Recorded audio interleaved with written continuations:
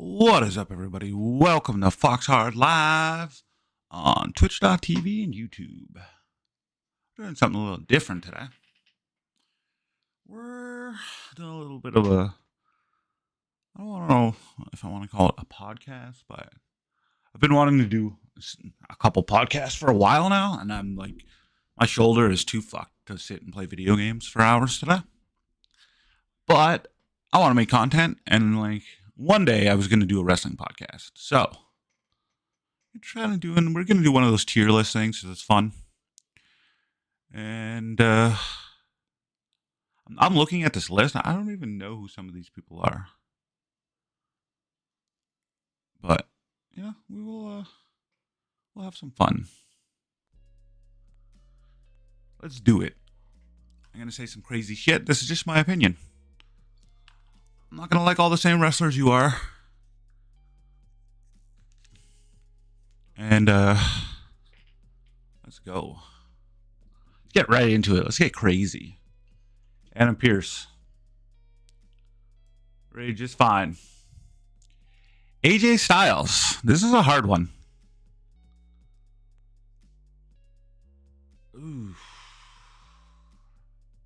I think he's fine. He's in the main event right now, and that's where he deserves to be. These guys are fine. Akam and Rezar, or whatever they're called. Tozawa, I'm going to say he's under... Oh, I got this fucked up. Let's say he's underrated. Alba Fire, she's fine. She's in the tag team. Alexa Bliss. I mean, they've pushed her pretty good. I think a lot of people... Andre Chase, he gets plenty of TV time. I don't think he's that good, but it's not like he's pushed. Angel Garza, he's going to say he's underrated. Dawkins, I think, is underrated. Everyone just talks about Montez Ford. He's like, oh, this is the next... He's like the next single superstar. They need to break up. He's so good. Blah, blah, blah. Dawkins is pretty good himself. This is Apollo Crews. I mean, he's had some... I'm going to say he's way underrated. They've had some terrible fucking gimmicks for him. I didn't think his gimmicks can get worse until he's the dude that could, see the future and, go... it's just a Shante the Adonis. I'm not sure. There's a lot of dudes in NXT I have no fucking clue who they are. Asuka, I'm going to say, is still underrated. She should have been on top for a long time. I'm going to say Austin Theory is underrated. Not the way they're using him, but the way people talk about him. It's pretty good. Is that Axiom? I don't know. Baron Corbin, I'm going to say he's way underrated. People treat him like he's dog shit garbage. He's not that bad. I think Bayley still is underrated. She's treated like the shittiest horsewoman. And I don't think she is. B-Fab? I don't know. Maybe even overrated. I haven't even seen her do anything ever. Bianca Belair? This is a hard one. You know what? I gotta put her... She's fine. I think her face character is exactly the same as her heel character. So, I think of her as a heel. She uses her hair as a weapon, and she's, super snotty, which was the perfect heel. In NXT, she was so annoying, I hated her guts, and that she was a heel, so I'm like, this is perfect. She is doing everything perfectly. And then, they kind of switched her to a face, but didn't really change her character that much. I was just she still seems like an arrogant prick. Becky Lynch, I'm going way overrated. And it's she's not bad. She's good. But being the top wrestler in the company, it's just weird. Weird. She's probably the third horsewoman in the rankings. To me. I don't. It's not that I don't like, but I like Becky Lynch. She's just pushed like she's like the best thing in the world, and she's just fine. She's fine. Blair Davenport, I'm gonna say is fine. I'm gonna say that is Big E, right? It's gotta be. He's underrated. Should be Bobby Lashley. Right now, I say he's underrated, but like he's gotten big pushes. He's great. Brock Lesnar is a little bit overrated, considering he doesn't wrestle much. Braun Strowman, I'm gonna say a little bit overrated. I like him. I can go underrated for Braun Breaker right now. Right now, this guy is fine. Whatever fucking that New Zealand or Australian dude, Bronson Reed, he's fine. I think he's fine right now. I don't even know what the Creed brothers are doing. Cameron Grimes, underrated. I love Cameron Grimes. Super underrated. Candice LeRae should do more. You're fine, Carlito. Is that Carmella? I think that's Carmella. She's fine. Oh, she's not way overrated. Get it. Oh, my mouse did that. I think most people are fine. Is that him? It's so hard to see who these people are. Carmelo Hayes. I think he's fine right now. Chad Gable's way underrated. That guy should be a star. He's awesome. That's William Regal's son. I can't even remember his name. I think he's fine.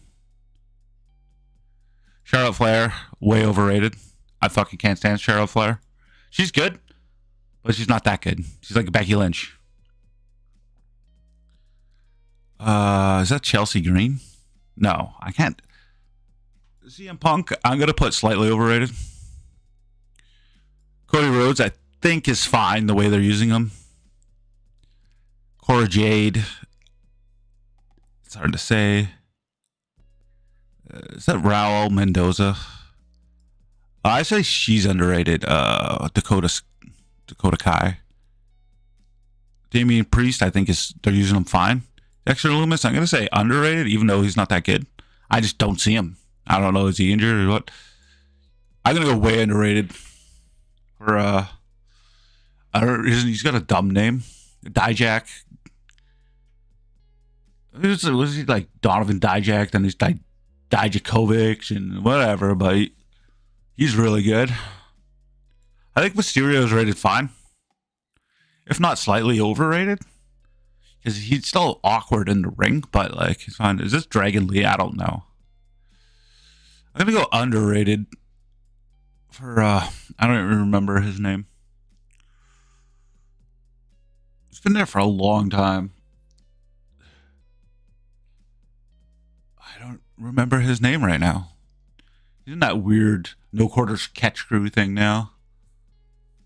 He's a great wrestler, though. Drew McIntyre.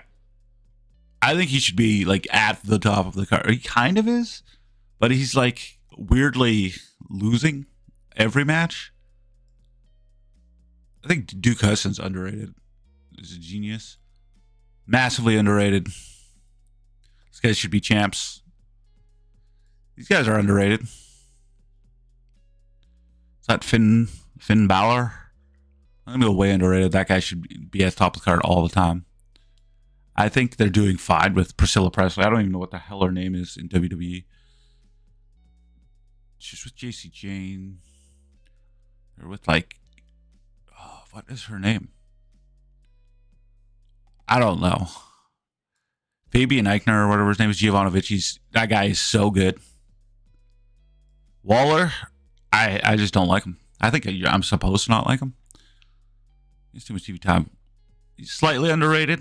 Even though he's had like a massive reign, he should be at the top of the card. Is that Humberto Carrillo? I'm going to go slightly underrated. I think this, like, they're treating him as a champ. He's very good. Dragunov. Ilya Dragunov. I think she's overrated. Indy Hartwell just seems like she's so awkward in everything that she does in a weird way.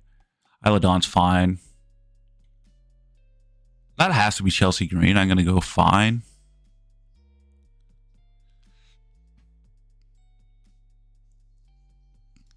I think that's Joe. Like, what's his name? Something Gacy. Joe Gacy. I don't know. I don't know about that. These guys are a little bit underrated. I think she's doing fine where she is. She's very good though, Ivy Nile. I mean, she's the champ and she's good, so she's right. JC Jane, I think, is slightly overrated. I don't know. I don't like her. Jade Cargill is a hard one. She's not even on TV. She was overrated in AEW, but in WWE, I think she was just on. Like, I wasn't watching at that time. I think she was on TV once. I'm just gonna say fine for now. JD McDonough is actually really good. I'm gonna have to assume that's Dragon Lee. Looking for other mask people. There's Axiom, Dragon Lee, obviously Rey Mysterio. So I'm gonna say underrated for Dragon Lee. Axiom. Let's go underrated for him. He's pretty good.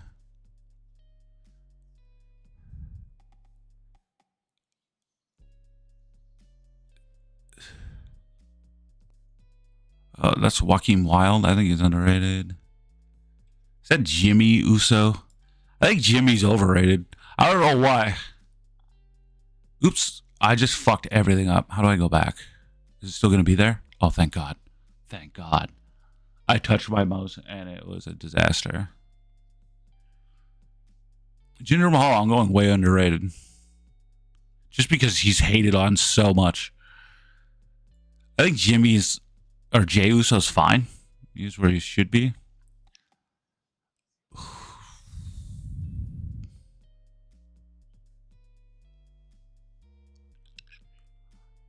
That's like Briggs or whatever, I think. I think he's fine. Gargano, way underrated. That guy's fucking awesome. Julius Creed, I think, is fine. I think they're using him. All right. Karrion Kross, I'm going to actually go slightly underrated.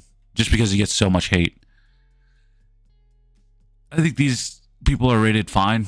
I mean, they're champions, so that would be slightly overrated because, I mean, no, they're fine. They're fine. We go underrated for Machine Gun. Kevin Owens, I think, gets treated fine. Way underrated. Yes, boy. Kofi. I think they treat him pretty well. LA Knight, I think, maybe even overrated, but no, he's good, but oh, that's Brian Pillman Jr. What's his name? Lexus King. I think he's fine for now. Liv Morgan, I think, is slightly overrated. But right, well, I'm not at this second. I think he's somewhat fine, maybe slightly overrated. Shouldn't have a championship. He is good in the ring, good enough, and he obviously brings in ratings and shit, right? I think he's fine. I'm going to go slightly underrated. I love the club. Rhea Ripley, or is that not Rhea Ripley, is it? No, that's Valgar. What the fuck? Valkyra, Tyra, or no, Lyra Valkyria. I think she's fine. Is that Joe Coffey? I don't know. Who the fuck is that? Maxine? That's like, I can't remember her name. Does she even wrestle? She's like 45 years old or something. I don't know. This is, I'm going to go slightly underrated for her. They don't treat her very well. Mia Kim or Mia Yim or what the hell's her name now? Mishin or some shit. The Miz, I'm going to go slightly underrated. Dude's been there forever. I'm going to go slightly overrated for Dawkins. Or whatever. Or Montez Ford, I mean. It's Montez Ford. They treat him like he's like the god of the team. I think Dawkins is just as good. MVP is fine, I guess. Natalia, I'm going to go underrated. Fuck. What's that? Nathan Frazier, I think. He's fine. I'm going to say she's fine because everyone hates her, but she still gets pushed pretty well. So it's like a weird thing where it's like she doesn't deserve to get pushed as much as she does, but she also doesn't deserve the absolute insane amount of hate. Nick Aldis is fine. Noam Dar, underrated. Love Noam Dar. Nikki Cross, underrated. She should, like, you know, be wrestling. Nikita, oops, I fucked that up. Nikita Lyons, I'm gonna go fine because I don't even. Is she injured again? I don't know what the fuck she's doing. Nothing interesting. Omos. Fuck. I was gonna go. He's just fine. Should be used as. He's like a foil for other wrestlers. That's like. I mean, they need to push him to have it mean something when you beat him, and they've been kind of doing that, but not really. Is that Pat McAfee? I can't tell. Otis. I think they use him. They use him. He deserves to be used. Pete Dunne, underrated. He's so good. I mean, they finally gave him his name back. Piper Niven, I think, is slightly underrated. R-Truth is rated fine. He's in the perfect spot. I think that's Pat McAfee. I'm going to say fine for like what he's doing. Orton, I think they treat fine. He's good. Rodriguez, I think when she's there, they use her. That's the other AOP dude. They use AOP fine. Did I no.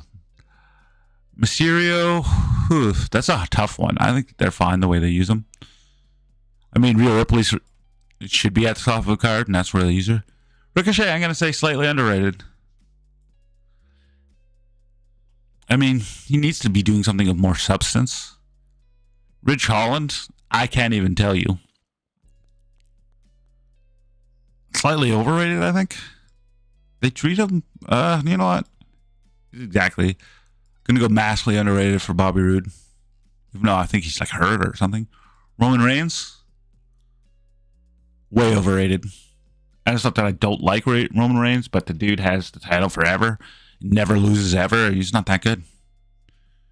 The best thing is about Roman's reign in the last 3 years is this dude. Oops, I put way underrated. I'm going to go way overrated. Sami Zayn carried Roman Reigns to like the best part of his career. I don't even know who the fuck that is. I think her name's like Maki Ono or something. Put her fine. I think that has to be Maxine, right? There's like 1,000 blonde ladies.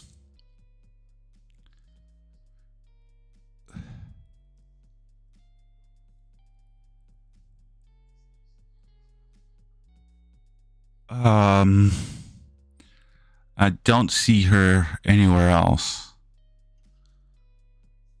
So they use her. She's not very good, but she's fine.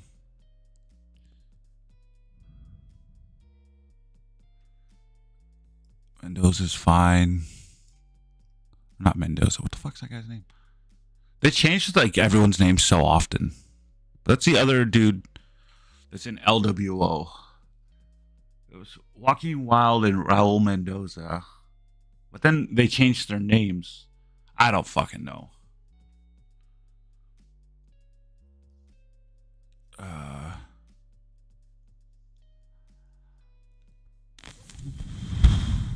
I'm assuming this is Joe Coffey. Assuming that's Shante the Adonis. Who the fuck is that guy?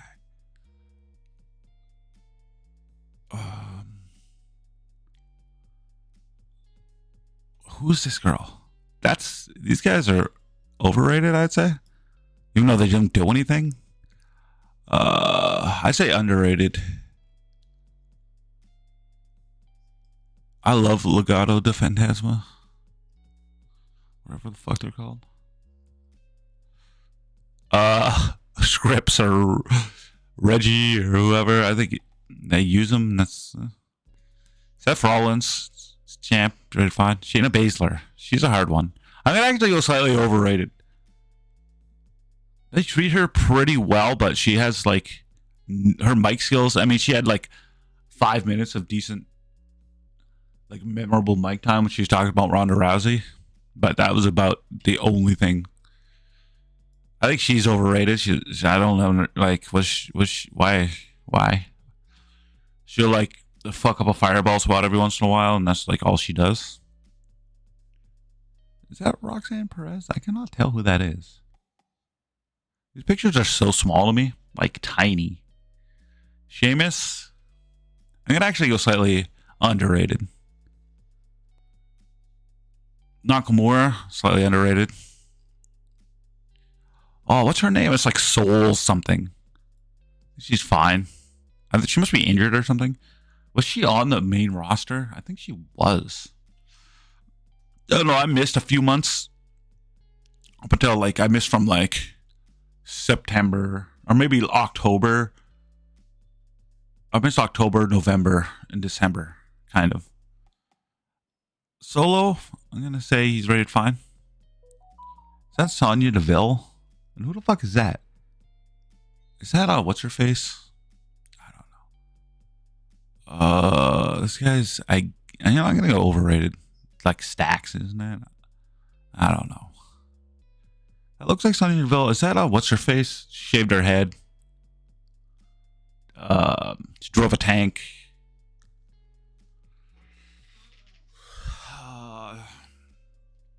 I can't remember her name. She howls.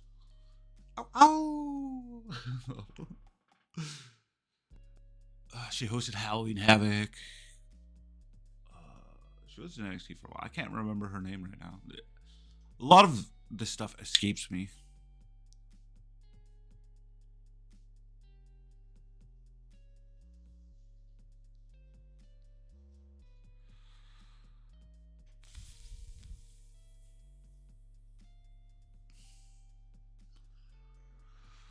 Shotzi Blackheart. I think she's rated fine. Sonya Deville. I don't even know where she is. Tamina. Does she still exist? Who the fuck is this? Is that Tegan Knox? I think that's Tegan Knox. I think that's Thea Hale. Use her on TV. I don't think she's very good. Is that Titus? I'm going to go underrated. Tommaso Ciampa. Underrated. You know what? Massively underrated. Overrated. That guy's stupid. Tiffany Stratton. Overrated. I don't see anything redeemable about her. Trick Williams. Fine. I think they use Trish Stratus fine. Tyler Bate. Underrated. She is just fine. Dude, they use fine, I guess. Is that Wade Barrett? I mean, Wesley. I don't know what he's doing. Is he injured? I haven't seen him for a while, but he's good. Kairi Sane. You know, I'm gonna go slightly underrated for her. Xavier Woods, massively underrated. Wolfgang. Fine. I don't even see that dude, but is that what's her face? I don't even remember her name. She doesn't do anything. Zelina Vega's fine, I guess. Zoe Stark, I think, is a little bit overrated. I don't know what I just said. AJ Lee. She's probably gonna be in the Rumble this year or something. Andrade, underrated. John Cena is fine. I don't know why Kazuchika Okada's in here. Shouldn't be in here. Lita, and then Zack Ryder or fucking Matt Cardona. Like, I don't know why he's in here. Mickie James, I think she's underrated. She must think that she's in the Rumble this year. This is probably like a Royal Rumble list because you got Sasha Banks in here. The Rock, they use them fine. Naomi, maybe a little underrated. Or Trinity Fatu. Sasha Banks.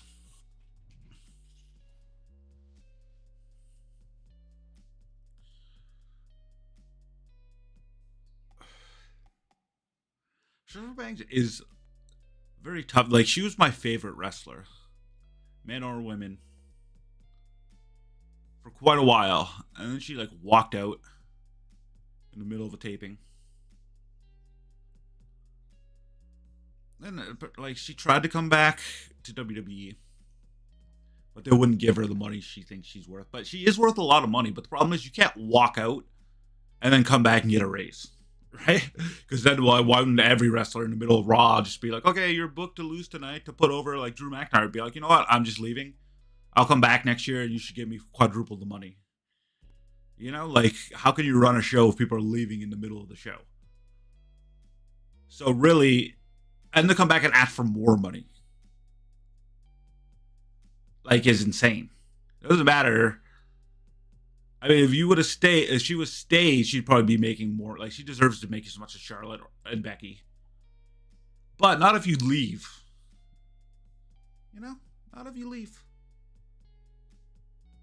If you leave, you don't get, like, it's just bad precedent. Like, it sends the wrong message to anyone who's there. It'll be like, yeah, you know, if you leave in the middle of a show and come back later, we'll give you more money. That's like chaos. You can't do that. Like, Sasha Banks is very, very good. You know, I'm gonna go way overrated for her, even though, because people are talking like, oh yeah, when she left WWE, like she's gonna have her own Disney show. She's gonna be a big movie star. It's like, I'm looking at my watch. Still hasn't happened. Like, why would people think she? Like, I don't think she's a great actress. She's like, she holds her own in wrestling promos, but she's not that good at it. Like, people to be like, oh yeah, she's gonna be the next, like, The Rock or something. And there's nothing, like, there's no reason to think that. It's like, the only reason why she's relevant at all is because she's like, she's signing. She was gonna sign, like, oh, she's gonna sign with WWE or AEW, and that's like a wrestling thing. If she wasn't wrestling at all right now, would like anybody even care? If she wasn't coming back to like AEW, would anyone even think or care about Sasha Banks? Would she be like, would anyone care? You know, it's like wrestling made her, and like she's still just a wrestler. She's not like a international fucking superstar. It's not like I'm watching anything and she comes up on like an entertainment show or anything. She doesn't like matter outside the world of wrestling that much. I probably never will. But people were convinced that she's gonna have her own TV series and all this shit, and like, I don't see it. I'm looking. I was on Disney Plus the other day watching some garbage. I didn't see any Sasha Banks shows on there. I didn't see Sasha Banks on there at all. So for that reason, she's massively overrated. Even though she's like one of the best wrestlers in the world.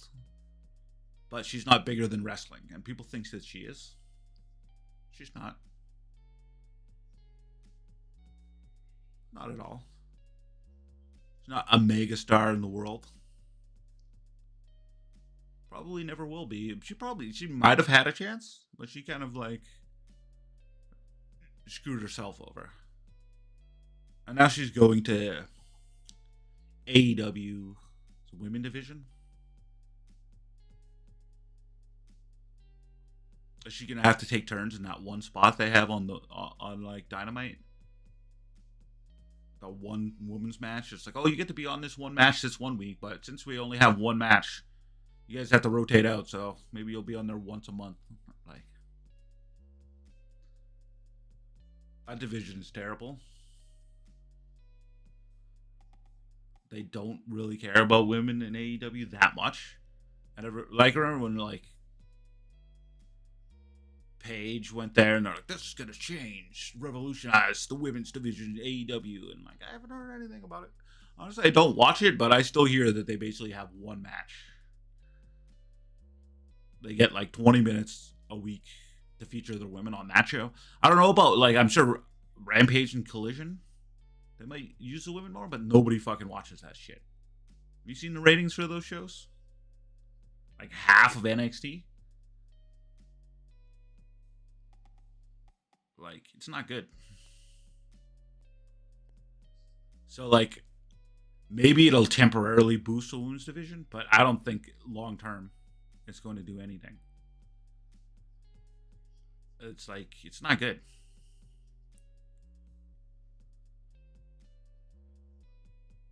Like if anything, what is Dynamite's got to be 2 hours, right? If they like if they have 8 matches on Dynamite, 4 of them should be women's matches, 4 of them should be men's matches. If they really wanted to book like the women's division like it was equal, they don't do that. I know Raw doesn't do that either, but at least like Raw and SmackDown, they have like multiple women's segments most of the time. But they also have like legitimately like dozens of female stars, like too many to actually book. I'm like I feel like AEW's got a lot too, but they don't use them. But yeah, it's not going to be good for Mercedes Monet. I don't think. I don't think she wanted to go to AEW. I think she wanted to go back to WWE and just get paid like Charlotte and Becky money, but can't walk out and then come back and get more money just on principle. Like that ain't happening.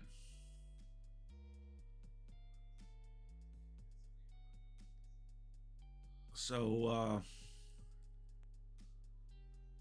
there's going to be tough sledding in AEW, I think. I'm like actually kind of curious to watch like her come back, but like it's really I don't have a lot of confidence in like the long term booking. I'm so far behind in AEW. I my like DVR is filled with AEW. And like when it first started, like Dynamite first started, I watched it for a couple months and I didn't like it very much. And then I kind of fell off a little bit. I remember watching that exploding death match between Kenny Omega and John Moxley, and like the finish of that was so bad that I just couldn't watch AEW for a long time. And it wasn't even that they fucked up, had like no explosion or whatever. It's like it being sold. It was like that little poof, and like the announcer still selling it, and like they hyped it up so much throughout the show, like through that match, and then like everyone selling it like it was something. That was the problem. It wasn't that like mistakes happen. That's not the problem. The problem is selling the thing after. It's like when you fuck up a spot and it's supposed to be like this big move, but the move doesn't happen, but the wrestler's still acting like it happened. It's like you're supposed to hit somebody with a sledgehammer and knock him out cold, but the guy drops the sledgehammer and hits him with his hand, and the guy still sells a sledgehammer hit. That's the problem. For like 5 minutes of selling it. You know, you can't sell the thing that didn't happen for like an insane amount of time. You gotta like change on the fly. And that didn't happen, so it was just so bad. It left such a sour taste in my mouth. And then so I have my DVRs. I got my AEW like hundreds of episodes on. I started watching it, and like I guess my DVR is so full that it's starting to delete the oldest episodes. So like I kind of just missed like quite a while, and I came back in. And then the first match, it was like Adam Cole, who was like one of my favorite wrestlers, probably my favorite wrestler after Sasha Banks left, and like definitely like one of my favorite wrestlers. I don't blame him for leaving WWE because Vince wanted to make him like a manager or something, which is ridiculous. But anyways, it was like Adam Cole against Christian. Their entrances or whatever, they're walking out. The fans are like literally crying. I don't know why. They're just so excited to see Christian versus Adam Cole. Like I like couldn't, like it was too much for me. I was like, what the fuck is going on? It's like I like both those guys, but like I'm not crying. I'm not gonna cry to watch those guys have like a fucking inconsequential match. Like it's like the fans are too into the weirdest parts of wrestling. Like the in-ring stuff is the weirdest part of wrestling because it doesn't look like they're fighting. It doesn't look like they're wrestling. It's like its own thing, and people are too into it. Like the in-ring, I like a good in-ring match. like a really good match, just like maybe like a 20-25 minute match. It's filled with action and near falls and great technical wrestling. I enjoy that, but I'm not gonna cry. I'm not gonna cry about it. That's like the least interesting part of wrestling.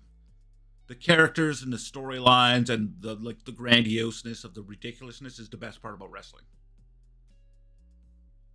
Like that's what I like about it. That's why like I'm not super into AEW.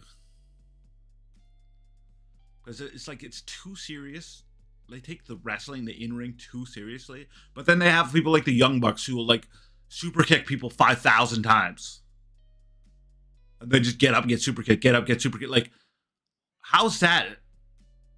Like, it doesn't make any fucking sense. If you act like it's like sacred, the matches are sacred, like it's like so real, and then you have like people like Orange Cassidy and the Young Bucks, which are fucking ridiculous characters. It like doesn't work within its own universe. You can't take it super fucking seriously and then not take it seriously at all at the same time. It doesn't make any fucking sense. At least WWE knows. They know that it's stupid. Like, it's completely more self-aware. And it's not always good. Definitely not. It's like, when AEW started, I was excited to have, like, something else. Because Raw was fucking trash for years. I was so excited to, like, have, like, something else to watch. But then AEW wasn't very good. And WWE started to get better.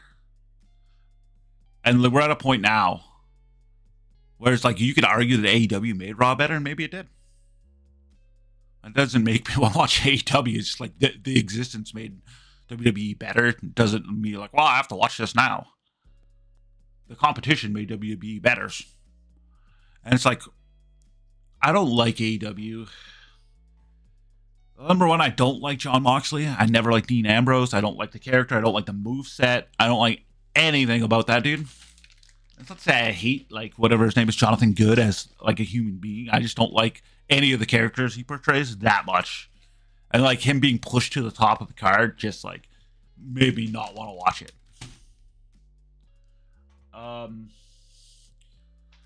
What else?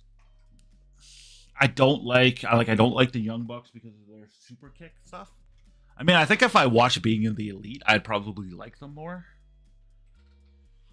But like just from what I've watched, like their matches are pretty good sometimes, I guess. But they you know what? I'm gonna hold this thought. I'll come back and bitch in about 5 minutes. More like 2 minutes.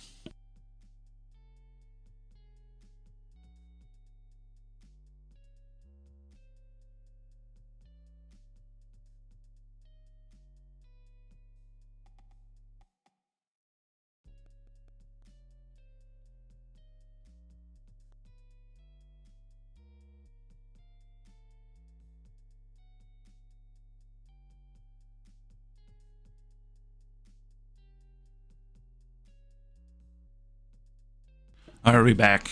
I'm not on camera right now because I'm having a cigarette, and that's naughty. Yeah, the Young Bucks. It's like I just don't like them that much. Like they're fine, but like having them be EVPs or whatever, and having them be wrestlers is fucking weird. I thought it was weird when Cody was doing it. I think it's weird when they're doing it. I think it's weird Kenny Omega apparently is one. It's like, I don't know. It's like like wrestlers always have like political pull. Backstage politics has always been huge in wrestling and always will be. But you can only use your backstage politics as if you're a fucking star and you're bringing in money. Some people don't understand. They'll be like, oh, fucking Hulk Hogan is using this backstage politics. The dude was bringing in fucking cash for everybody. Like, as a human being, terrible, as a piece of shit. But as a wrestler, Hulk Hogan is massive. Fucking massive. He's getting everybody paid. That's why he has political pull. It's because he's a huge fucking star. And that's why, like, when CM Punk was in AEW, he had all this backstage pull, and I think all the weird little indie creeps didn't like it. Because they're like, oh, AEW is supposed to be different. It's like, what, you don't want stars? You don't want to make money? There's a reason why Ring of Honor was never big. It's because you don't have fucking international recognizable stars that make people want to watch it. Like, you can't gauge wrestlers, like power rank them on their in-ring ability, because 90% of people don't even give a fuck about that. Probably 99% of people, and even like a large percentage of wrestling fans don't care about it. That's what people don't understand. Like, there's those people like really, like the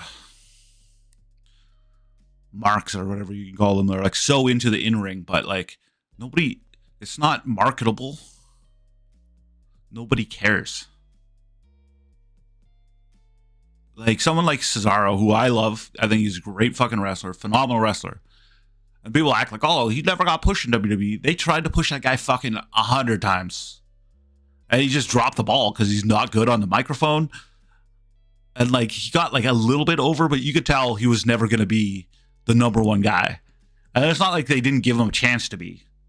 You just squandered it because he's not good. You put a microphone in his hand and he's not good. And like, you cannot carry yourself to the top of the card by being good in the ring. And you never, ever, ever will be able to do that. There's not enough people. I think AEW is the perfect example of that. Like, they are really into their in-ring, but like their ratings aren't good. They're fine. Like, it's like the company's still in business, but it's not growing anymore. And everyone said, oh yeah, it's the first year. That's why it's like not as big as WWE. They're just getting, it's been like fucking 5 years. Not going anywhere, man. It's never getting any bigger. They launched Rampage, that is basically on life support. And then they launched Collision, and that's like, since CM Punk left, has completely like tanked. Like, if people really loved in-ring wrestling as much as everyone thinks they do, those shows should be like getting 2 million viewers. Or like, if they love it more, and WWE doesn't really provide that, like they should be getting 4 million viewers. They should be getting double what WWE can do on SmackDown, should they not? If like it's in-ring wrestling is really that important, shouldn't all AEW shows be like the top wrestling shows on TV? Like, after all these years? Shouldn't that be the case? But you know what? It's not the case because people don't give a fuck about in-ring wrestling. And I've been watching wrestling for 35 fucking years. And it's not that I don't care about it. It's just not the most important thing to me. Like, I enjoy a good match. I remember, like, when I was younger, I was more into it.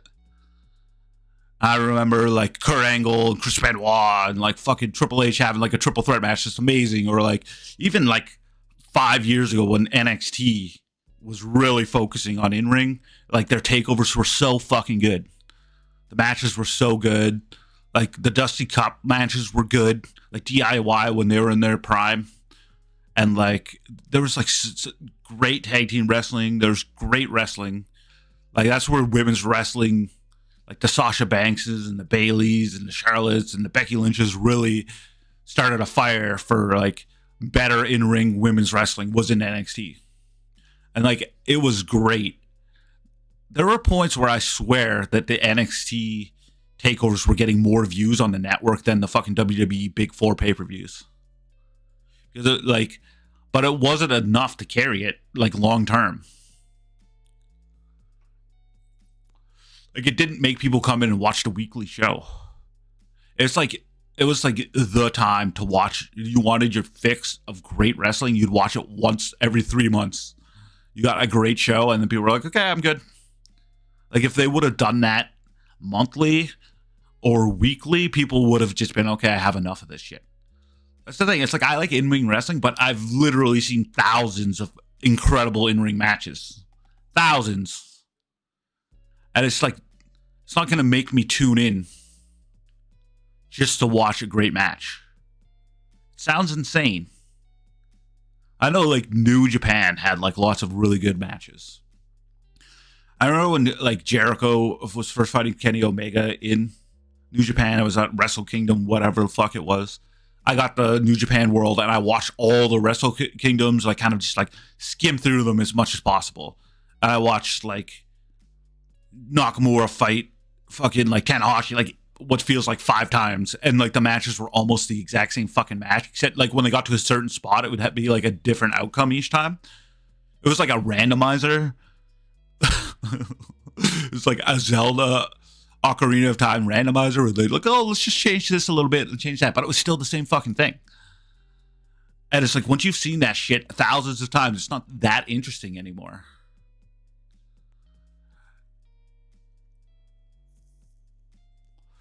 I could only watch like Okada fight Omega so many times before you're just watching the same match again. But it's like, oh, this time Okada reversed the one-winged angel. You know? It's like, I don't understand how people... I mean, it's just different strokes for different folks. I mean, if you love in-ring wrestling, and like, that's your like reason for watching wrestling, that's fine. That's great. Good for you. Enjoy it. But it's not the most popular thing. It's not going to fill the fucking AEW Collision seats. You know, when they do a big show, it's because if you get everybody in the fucking Europe, like in Wembley Stadium, that loves in-ring wrestling into one arena, yeah, you could fill that arena once a year. But like, if they did it every week, you're not going to fill it.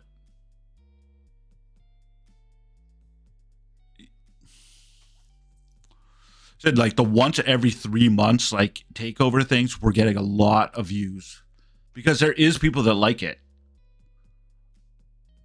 and like I like it. I was more excited for the takeover shows than I was for Survivor Series or like Money in the Bank or even SummerSlam, because I like in-ring wrestling. But if you do it constantly, then I'm just going to get bored of it. It's like, you could only have so many, oh, this is the best match I ever seen. You only do that so many times, you know?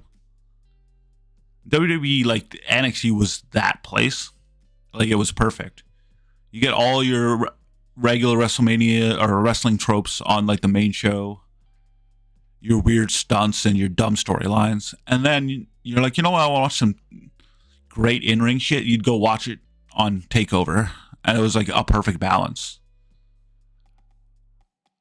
Those days are kind of over. NXT's nowhere near as good as it used to be. It's getting better, but it's not like that anymore. It's kind of disappointing. I guess AEW kind of fills that spot for people, but like, I don't know how you can watch it every week. I feel like if you watch AEW just for the pay-per-views, you're probably having a good time. But then you kind of have to keep up with like what people are doing, what the characters are. Now they brought back the ranking systems. I think that unintentionally makes it easier to follow AEW because you just check out the rankings in between pay-per-views and be like, okay, this guy's winning a lot. Like, this is good. And you get to see lots of like in-ring action. I don't think that's what like the rankings are for. They're to trick you into thinking that like wrestling, like it's a sport or something. I don't know what it's for, but it's like to make the matches mean more. But like when you're like bringing that into it, does that not mean that like the matches don't, like it's only the wins and losses that matter? Having a good match doesn't really matter, which is what I thought the whole point of AEW was. It's like the people that are good at putting on a good in-ring match, it's like, well, that's what's important. But then they're kind of making it, oh, it's only the wins and losses that matter. But isn't that like the opposite, kind of? Like, I remember when Tony Khan, it was just like a week ago, was like making fun of fucking Jinder Mahal for some dumb fucking reason, saying that he doesn't deserve like a title shot, right? But he is a former champion. And if you look at actual real sports, Like GSP didn't win a fight for years, didn't even fight for years. They put him in a title match against Michael Bisping in a division he didn't even fight in. And you'd be like, well, he doesn't deserve that. He's not ranked as a middleweight. He's never even won any middleweight matches, really. Why should he get a title shot? Well, guess what? He won that fucking title shot because he's fucking GSP. And, like, in MMA, people could just be gone for years or lose a bunch of times and get, like, big opportunities. And a lot of times they'll win those opportunities. And if you look at golf, Tiger Woods gets to be in a fucking major. It doesn't matter if he's never won, hasn't won a fucking tournament in years. He still gets like a championship opportunity because he's fucking Tiger Woods. And like in tennis, like Serena Williams could just walk into a major. Like Andy Murray gets to play in all the majors because he's won them before. He's a champion. Like champions get opportunities to be champions again all the time in individual actual sports. Like, Serena Williams doesn't have to win 5 fucking matches to get a title opportunity. If she walked in tomorrow, she could play in the U.S. Open. Because they have the championship exemption, like, cards in golf and in tennis. Because you're a fucking champion. And in UFC, if fucking Daniel Cormier comes out of retirement, he can get a heavyweight title shot tomorrow, kind of a thing. Because he's a fucking champion. Like, and these are real sports. Wrestling's an imaginary sport. So you're saying that Jinder Mahal doesn't deserve a chance is like insane. He had the belt for a few months. He was a champion. And it's like, if he's like, you have to go into a magical land here, an imaginary world. He was a former champion. Like, so if he's good enough to beat Seth Rollins, then he deserves to be champion, which he obviously wasn't. But, like, to say that he doesn't deserve a chance because he doesn't have, like, a good win-loss record this year is, like, fucking insane. It's not even real. It's imaginary. And he's talking about, oh, like, Hook's, like, won, like, 5,000 matches this year or whatever. It's like, Hook didn't beat fucking Samoa Joe anyway, so why the fuck does that matter? Like, Jinder Mahal probably had a better chance of becoming champion than fucking Hook did. As crazy as that sounds. Like, it's, like, literally insane to say that Jinder Mahal doesn't deserve to, like, have a main event of Raw and to lose to Seth Rollins. Like, it's not real.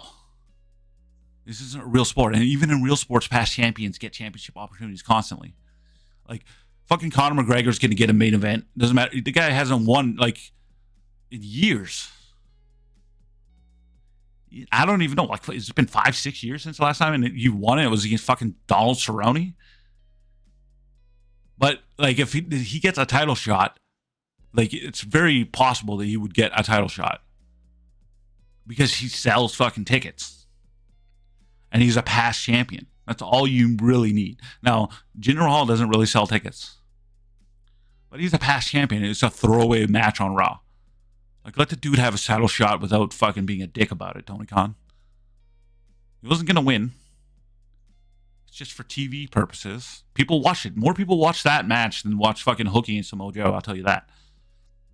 And Seth Rollins got injured in that match, and people probably be like, oh, I shouldn't have been fighting. He would have been fighting somebody. Didn't matter who. If he was fighting Drew McIntyre, if he was fighting Damian Priest, if he's fighting fucking CM Punk, or he's fighting Cody Rhodes, he still could have got hurt. He's got to fight people. People are acting like people shouldn't be, like, because if there's like a chance you can get hurt, you shouldn't be wrestling people, which is insane too. I remember like Cora Jade got injured and people were complaining, well, she shouldn't be fighting at like house shows. It's like, what? What are you talking about? Nobody should ever wrestle then. There's always a chance people get hurt. Like, just have your stars only wrestle at WrestleMania, just in case. Because they could get hurt before WrestleMania, so don't use them for 6 months before that. Because they could get hurt for 7 months, so don't even use them at SummerSlam, right? Like, it's fucking insane. It's like you should be wrestling as much as possible for fans, because that's what, like, at the end of the day, you're trying to entertain your fans. That's like what they're there to do. It's like Roman Reigns needs to wrestle 10 times as much. And I'm like, is there a higher injury risk? Yeah. But like, you shouldn't be the fucking champion if you don't fucking wrestle. This goes with the whole, everybody was mad. I was kind of pissed when Cody Rhodes didn't win last year at WrestleMania. But like, the bloodline was literally at its like feverish high, getting insane ratings, blowing the doors off a fucking SmackDown. And you're like, do you really want to take the title off Roman when he's at his like nuclear hottest? I don't think so. I don't think it hurt Cody not winning the title here. And like, if Cody, with all this Rock shit and people think, oh, well, Cody's not going to get to finish the story. If Cody Rhodes does right now, if he wins the Rumble, or if he like goes on to beat Roman Reigns at this year's WrestleMania, it will be bigger. Because now people are fucking tired of Roman Reigns. I mean, they should have been last year, but like they really did good stuff with Sami Zayn and like the bloodline. And it was like at its peak. But now, like, there was nowhere for it to really go. People were like, oh, they got to turn solo. It's like they already teased turning Heyman. They've like done everybody in the bid line. They've like teased this like tension between Solo and Roman. Like turning him, that's not going to do anything. Having Cody beat him now would be bigger because if Cody would have won last year, there'd be a lot of people that are like a lot of people loved Roman. Like he was at the height of his power. Now people, like most of those people have turned on Roman because it's like fucking out of control, boring, and like nothing he's doing is interesting. So it's even bigger. People are sick of Roman now, so it's like those people are going to be happy. People will be happy for Cody. Like it'll be so much bigger if Cody somehow wins this year. And it's even more crazy because it's like last year it was almost a given. He was supposed to win, so if he won, it wouldn't have been a surprise. If Cody Rhodes, like as of right now, wins, beats Roman this year, it's way more unlikely, so it'll be way bigger, I think. Because right now everyone's thinking The Rock's going to fight fucking Roman Reigns for the title, which might happen. But that little bit of intrigue, making people think that The Rock might be the one to do it and Cody actually does it, is going to be bigger. It's like, I don't know if it's intentional. But it's definitely it's made it more interesting. Like, even if it's unintentional, I don't think The Rock actually, I don't even think he intends on actually fighting Roman Reigns this year at WrestleMania. And all the reports saying that, oh yeah, he kind of does, is kind of just adding intrigue to the whole Cody Rhodes story. It's like masterful if it's on purpose. Which it could be. Like, back in the day, having Roman Reigns kind of be like pushing him as a face so much that people hated him for so many years, I feel like that was partially intentional. Like, they knew about it, they kept doing it. And it was actually kind of smart. It was kind of like how Bret Hart was like the ultimate face everywhere but the USA, but in the USA was a huge heel. Like, there was like levels to it. And that's like Roman Reigns within like the company for the casuals was like a big face, but for everyone else he was a huge heel at the same time. It was kind of genius. And people say like they were definitely 100% aware of it and they kept doing it. So to say it was 100% not intended is definitely not true. They knew what they were doing to a point, and it still worked. Like the casuals and the kids and the moms or whatever, you're still selling merch, still getting cheered. And they knew that like hardcores hated it, but they didn't like it worked. And like John Cena. I knew that like a lot of people hated John Cena, but like he was still selling merch, he was still super popular, and they kept doing it the same way. Like they could have turned Cena heel 1,000 times. Cena wanted to turn heel, but he kind of was already partially heel. And like to act like they didn't know about that is insane, because they fucking knew about that. And they knew about it with Roman Reigns. And they kind of know about it right now, like why they keep talking about fucking Roman Reigns passing certain people, and people are like, just fucking have this and have a champion on the show. Like, this is all stupid. Like, they kind of know that's going on too. And like I feel like they're right now they're kind of milking it. And like if they do it for another year, I think it'll become unbearable. I hope they know that. It's already kind of it was kind of unbearable for me 2 years ago. But then the bloodline got super hot with Sami Zayn. And I can see why they'd wanted to keep that going. And like thought that maybe we could do this again. Like Roman Reigns is like a vehicle for other people. Like he's so big that anyone attached to that becomes bigger.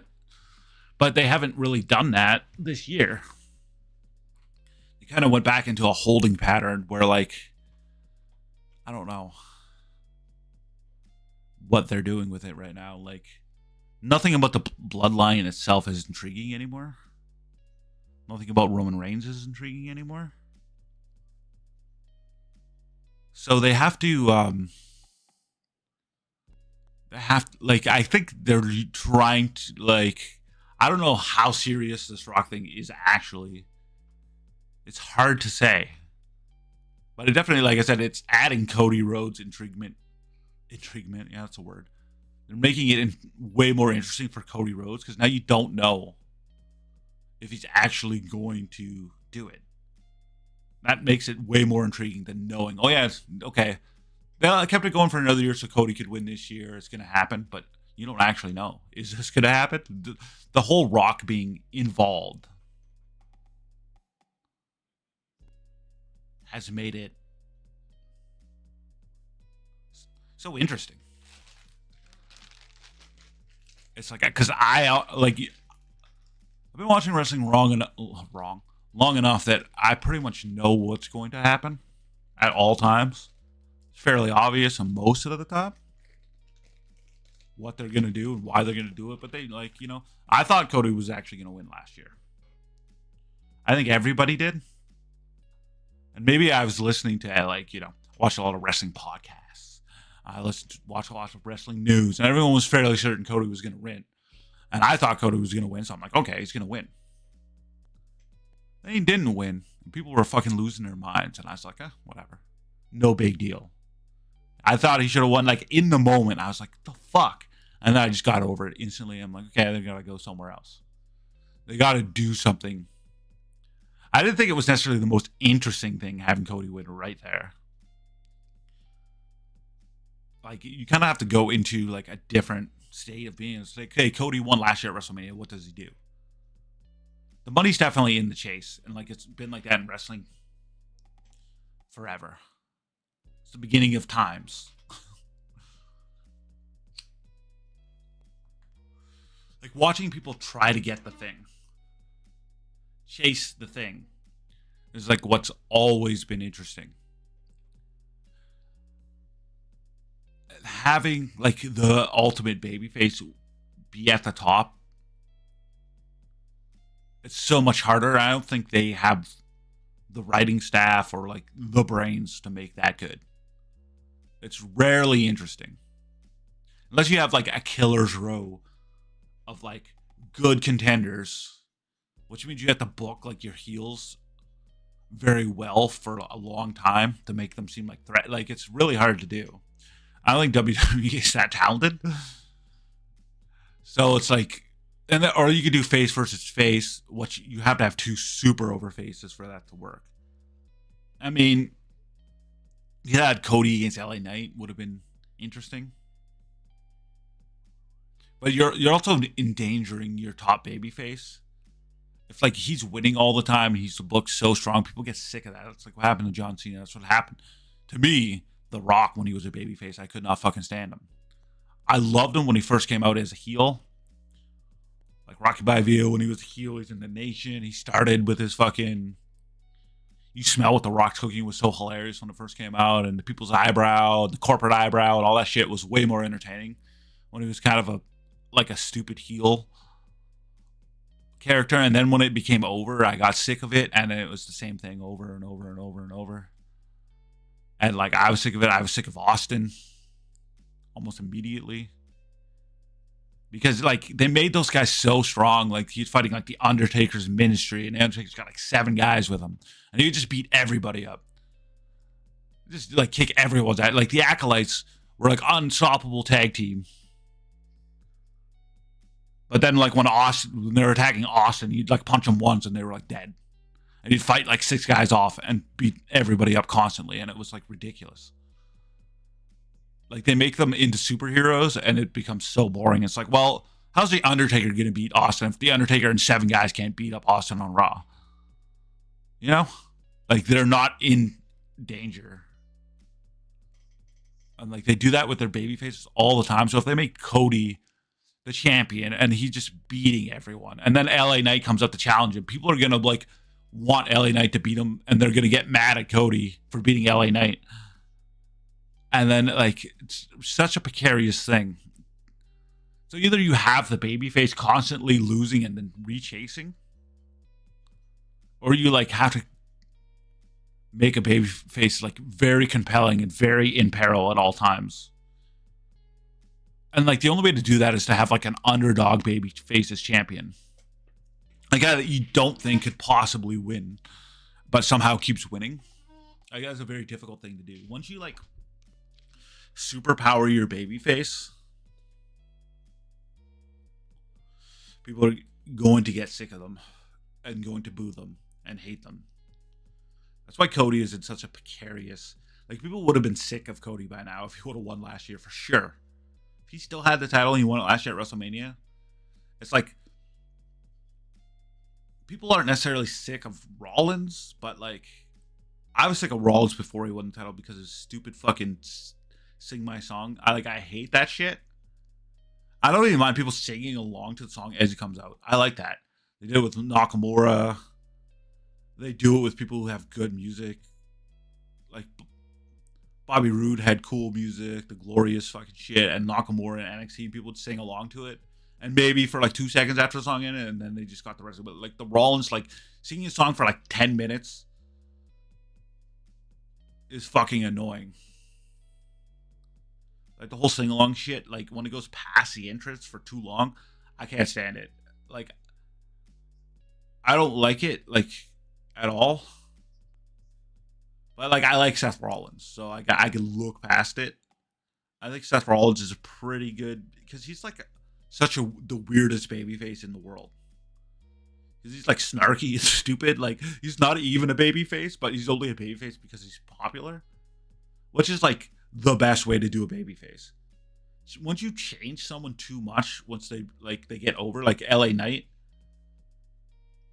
Like the thing is, I've missed LA Knight's biggest, like these last few months where he's been like a top babyface. Like, I assume that they ruined him. Because like what got him over is being like an asshole. And it was like an entertaining asshole. That's what happens to a lot of these guys that were good heels, and then they turn babyface, but then they change what made them popular in the first place. So, I mean, they do it all the time, and then they're not as interesting anymore, and that's why people don't like them. So they like water them down. They take the edge off. You know, they make them safe. You know, they round the corners. They baby-proof them. And then they're just not who they used to be. That's what happened to The Rock. The Rock was an incredible, crazy asshole when he was a heel. And he got some catchphrases over, but he would say crazy shit. He was a big asshole. And then they like kind of like, okay, just do the catchphrases. You'd be kind of mean to heels, but like that's it. But like what made The Rock entertaining is he was an asshole to everybody, heel face, it didn't matter. And then they kind of like rounded off those edges when they made him a face. And like people still liked it because obviously The Rock's very entertaining. But like I got so sick of it. And then of course they made him invincible as well. So nobody wants to see like an invincible dude. It's very hard. That's why Superman sucks. But like there is good Superman shit out there, but it's like you have to really look for it. Like the default Superman sucks. And that's what WWE does with all their baby faces. And like Cody Rhodes would have been garbage had he won the title last year by now. So they've basically extended Cody's career, like people liking him another year. But will he win it this year? That's where the intrigue is. Because this whole Rock thing, who the fuck knows? If Vince was booking, 100% The Rock would be fighting Roman Reigns for the title at WrestleMania this year. But Vince isn't booking anymore, so it's really hard to know what the fuck is going on. It's way more interesting. Triple H, like I don't know what the fuck he's gonna do because there's so much money in The Rock versus Roman Reigns. You like almost can't deny it. But then you have like, in my opinion, you have to get that fucking title off of Roman Reigns. But it won't mean as much for Cody's story if he doesn't beat Roman Reigns for the title. But fuck it. I think Cody's story is to get that belt. So does it matter if he beats Roman Reigns or not? I don't know. Like having Cody fight, I don't even know who's on SmackDown. I honestly don't know. That's like a top guy on SmackDown. You have AJ Styles, Randy Orton, LA Knight. You don't want Cody to go against LA Knight. If AJ Styles or Randy Orton wins this belt, and then The Rock fights Roman Reigns for head of the table, that's going to be a big match no matter what. And then have Cody Rhodes fight like AJ Styles or Randy Orton to finish his story. I think that's a compromise that's still good. Cody still gets his fucking title that he wants. WWE wins. They still get The Rock versus Roman Reigns. I think that's the only way you could book this to where like it's good enough. But I feel like everyone, like just the company thinks that they need that title. But having The Rock against Roman for the head of the table without the title on the line makes it more likely The Rock has a chance. It makes it more intriguing. Whereas The Rock's fighting for the title against Roman Reigns, I feel like he should never win. At least, like, it doesn't make The Rock with the title at this point in his career. It's just stupid. I mean, it's possible, but it's just, it doesn't make any sense. Whereas, like, he could be the head of the table and have the Roman spot and, like, never wrestle and just show up periodically. That's something they could do. That's actually possible.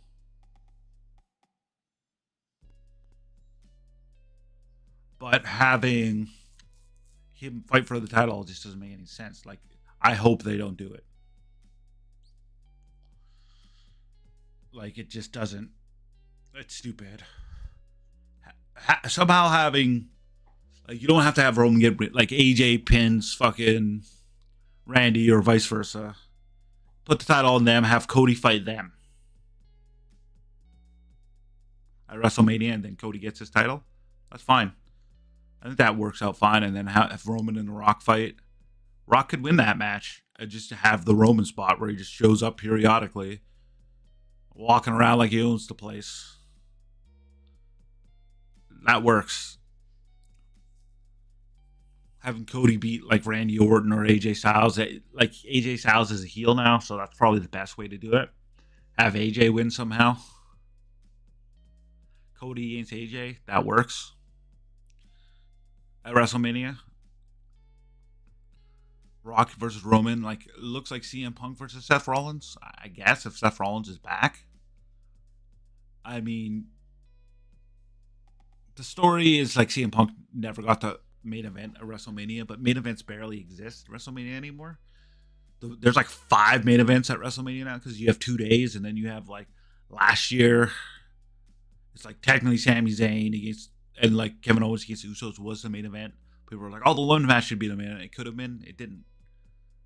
I mean, the Sami Zayn story was like the hottest story on wrestling, so you had to make that the main event. But like the women's match was equally a main event, equally as featured. It's just like that technicality of what match goes on last, kind of a thing. So I mean, they could do that for CM Punk since that's like what he's always wanted. Put him on last against Seth Rollins, big fucking deal. And the Brock Roman, like that could go on last the next night, but it doesn't really need to. Like, who gives a fuck? I mean, it's going to be like a marquee, a featured matchup. Doesn't matter. It could be the first match on the card. It could be the last match on the card. It could have the title, not have the title. It's going to be a big fucking deal, no matter what they do with it. But like, you know, like give CM Punk his stupid WrestleMania fucking main event. Like, who gives a fuck? I just noticed CM Punk's not even on this list. It would be hard for me to give CM Punk a rating. Oh no, he was on the list, wasn't he? Where did I put him? If he is on here. Or is he not even in here? I don't even remember. I definitely wouldn't put him in underrated. Oh, there he is. I put him slightly overrated.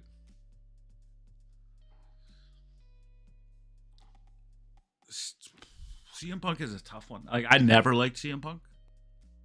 I mean, when he was like, was he in fucking TNA and Raven's Flock? I kind of liked him then. In WWE, I never liked him. In AEW, I never liked him. But I recognize that he's a fucking big star. I'm not stupid. People love CM Punk, and that's fine with me. I don't care. But, like, if I was booking WWE, I'd give him his fucking main event. The dude's a huge fucking star. And even if, like, I don't like him very much, doesn't really matter to me. I'd still book him, like, as a big star because he's a big fucking star. Like, he's undeniably huge.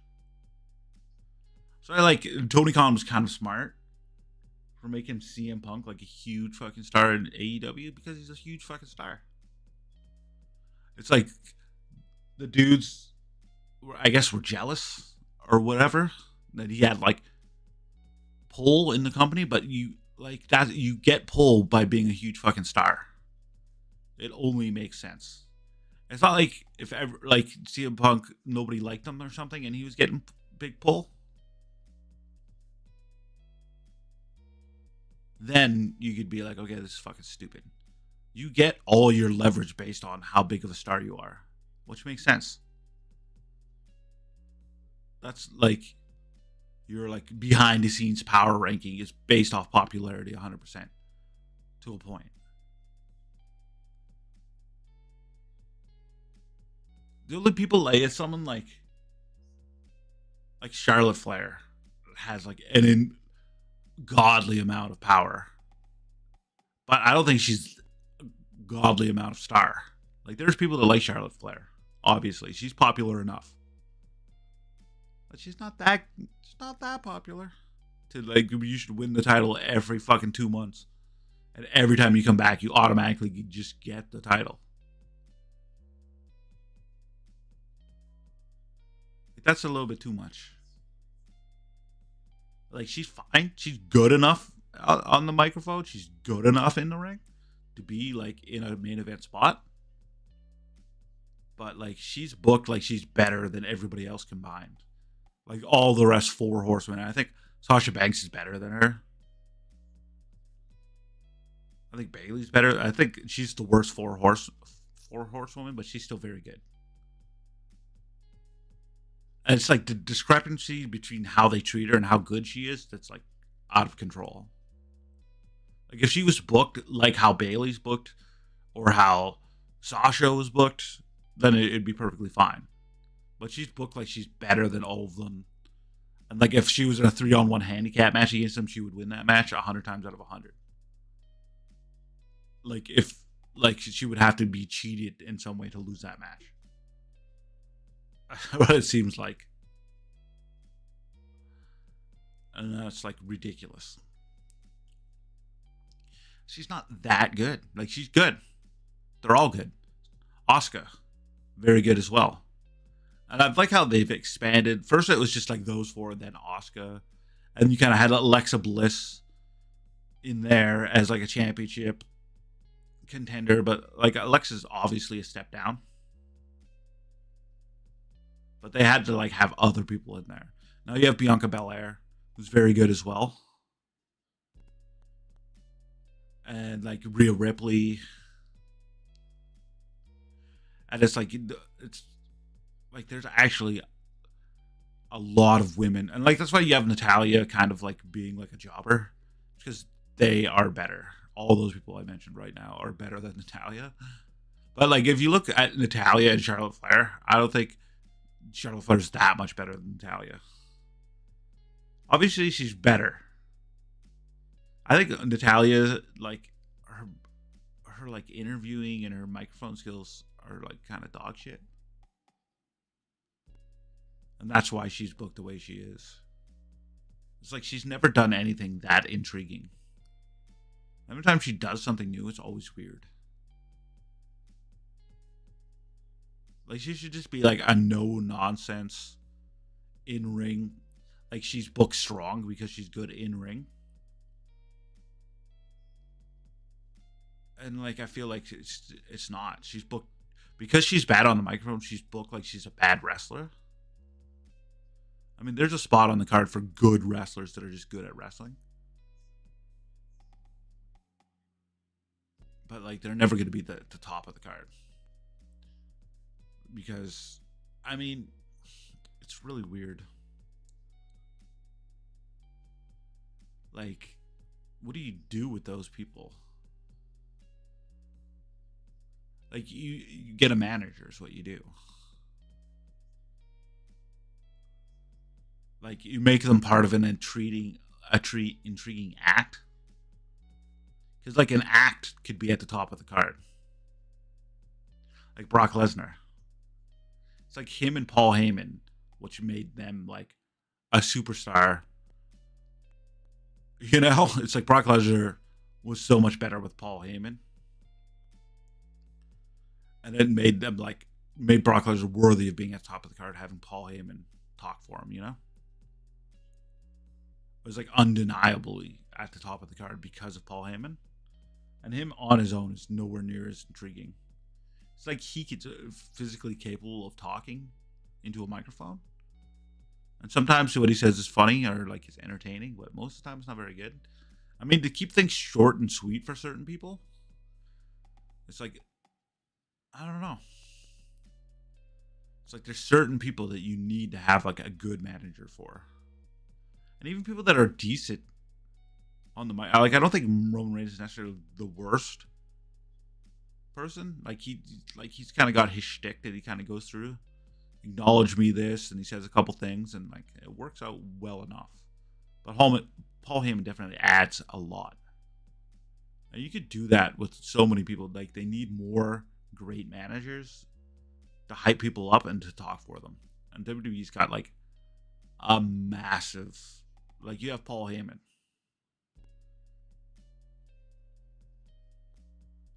Like who else do you have that's like really that good? Like they need more managers that like put people over and that work as like a foil, kind of like cannon fodder sometimes. Like there's not a whole lot out there.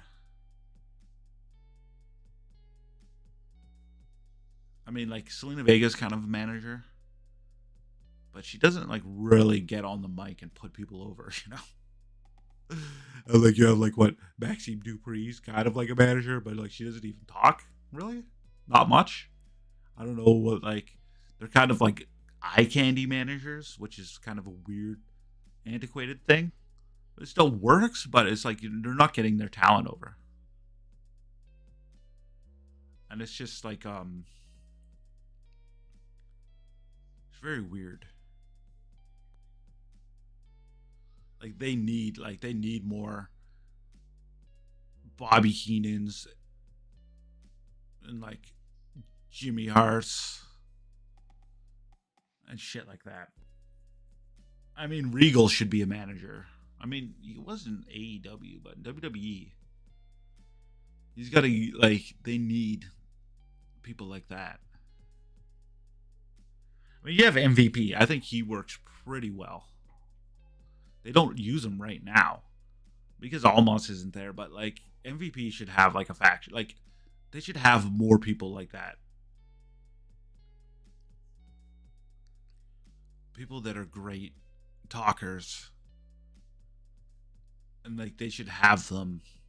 You know, some people just aren't naturally good. They might be entertaining in real life, but they can't translate that into like on the microphone in front of people. And like they need somebody else to like, do that part. Like you throw them in a faction. Throw them in with a manager. But like they haven't been cultivating a lot of managers. I feel like they're trying to do that in NXT and they try to do it here and there. But you definitely need. I mean, that's why they turned LA Knight into a manager, which makes perfect fucking sense. It's just the gimmick was bad, but LA Knight can talk. That's why they tried to make. The thing is, he's still good enough as a wrestler. Let the dude wrestle. But I mean, that's what they tried to do with Adam Cole, which makes perfect sense because the guy's a great talker, but he's also still a great wrestler. I mean, I guess you do that with like maybe your aging superstars that are good talkers. Have them fight sparingly in the ring. And then have them be managers. Like, you should do that with like a Randy Orton. Like how many like bumps does that dude have left in his career? Not a lot. Do you really want to waste them? Or do you want him like, be a manager and take the occasional bumps and get in the occasional match, but he's like the manager type thing. I think Randy Orton's talented enough to do that. And like you look at other people towards the end of their career, and you can do that with quite a few people. I mean, like Rhea Ripley's kind of working as a wrestler / manager in Judgment Day, and like Finn Balor's kind of doing that too. And it's like I think that works because you're getting people like Damian Priest over. You're getting your Tom and Nick Mysterios over. And I think R-Truth's kind of doing that a little bit with Judgment Day. I think R-Truth would be a great manager. He could still wrestle, but like it would be definitely he could get other people over just by being around him. He's super over right now. I think The Miz is a natural person on the mic that could like be a manager. I mean, they need to do this for like some of their less talented on the microphone stars. Or you just put people together. Some people work better with other people than they work by themselves.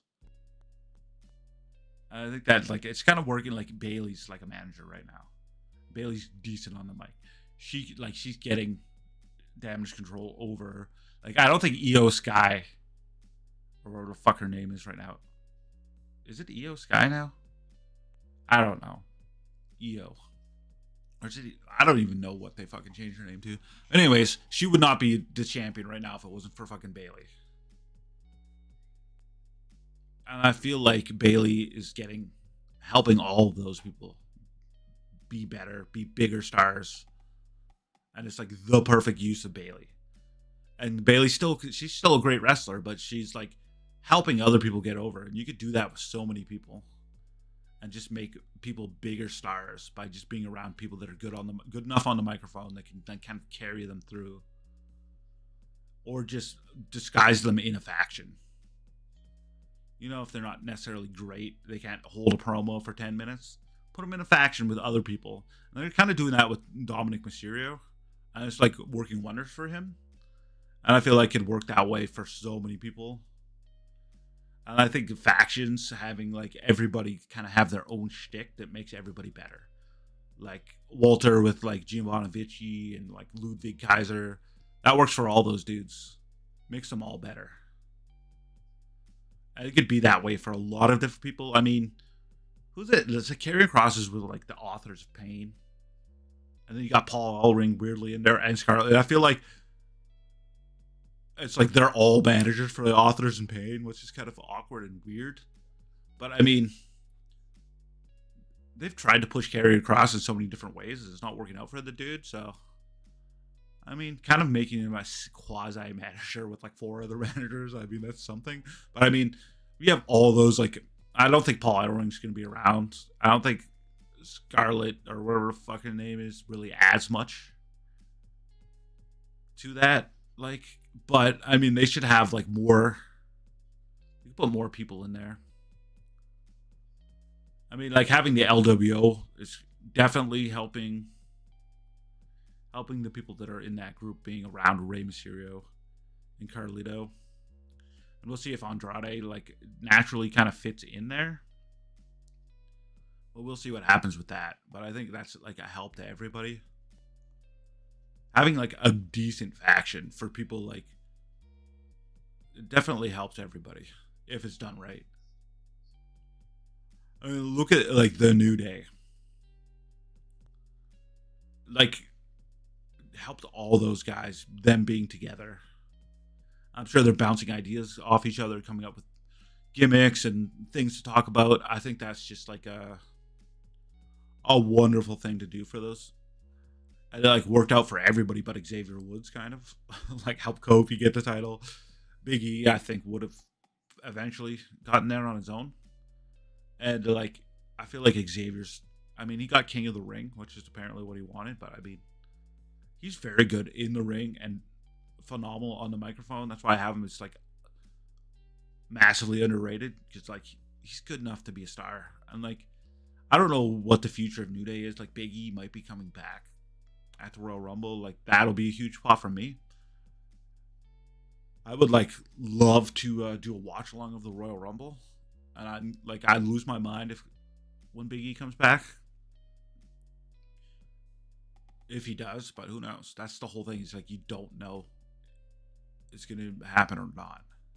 That's what makes it kind of exciting and intriguing. And like, I love Big E. He's so good. And like, that's going to be exciting. Like the big surprise entrant possibilities in the Royal Rumble this year. I don't know. I mean, you have Andrade, which feels like it's going to happen, so it's not really a surprise.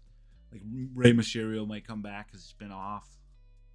I mean, you have Sheamus. I don't know what's going on with him, but like none of that is like big. Like you have like people like, oh, MJF could be. MJF's not going to be in there. Okada is not going to be in there.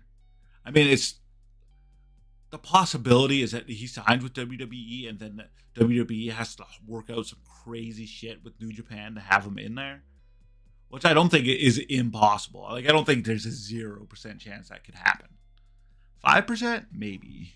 Maybe a 5% chance that could happen. But that would be insane. I guess Sasha Banks, which I think is a 1% chance of that happening. I feel like she signed with AEW already. But that would obviously be insane. I'm not getting my hopes up. I mean, you have someone like Carmella. I guess she could come back. Like anyone who's been gone for a while. I don't know where Carmella apparently had a baby. But like she could come back. Alexa Bliss, I think also had a baby. She could come back. I don't know. I don't really keep tabs on how long ago these people had babies and stuff like that.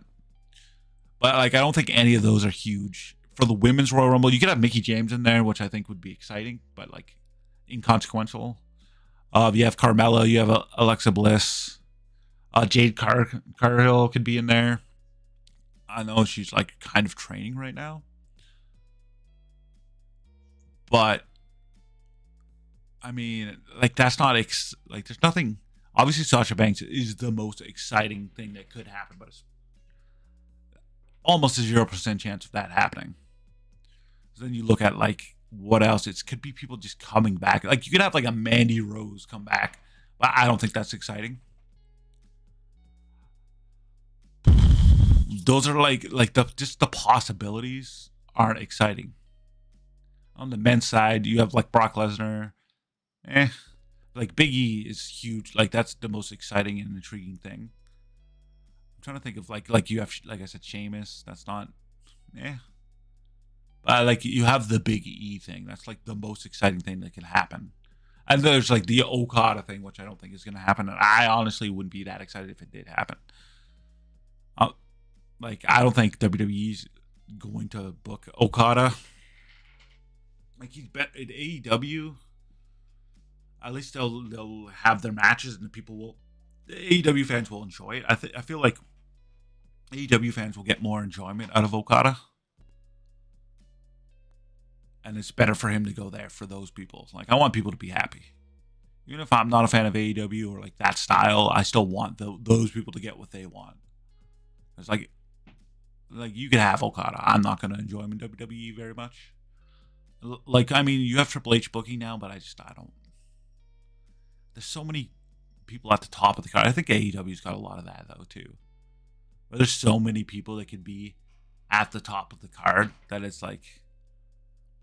I feel like that was happening in WWE. People were like, oh, like Keith Lee's not pushed right, or like Cesaro's not pushed right, and like all these people aren't pushed right. They're not at the top of the card. And they go to AEW and they're like, like Cesaro's basically NXT champion. Like Ring of Honor's like their NXT. In a way. It's not the same thing. It's not apples to apples, but it's close enough. Like, yeah, WWE could have fucking put Cesaro in NXT and made him champion too. Like, I don't think anybody would give a fuck. Like, oh, like they're not pushing like fucking Rusev good enough. They're not pushing Andrade good enough. All these people, and like they didn't push them in AEW to the top of the card either. So, was WWE really squandering them? I don't think they were. I think they were pushed appropriately. Papa wow, Jacko. We've just been rambling on about wrestling for an hour and 40 minutes.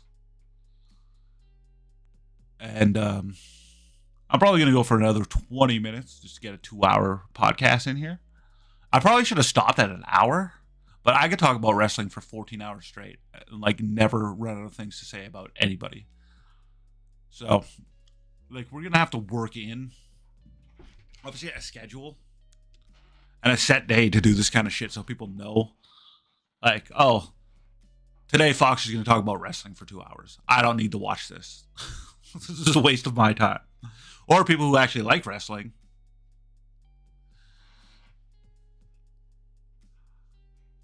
I think you're massively... I would put you underrated, Jacko.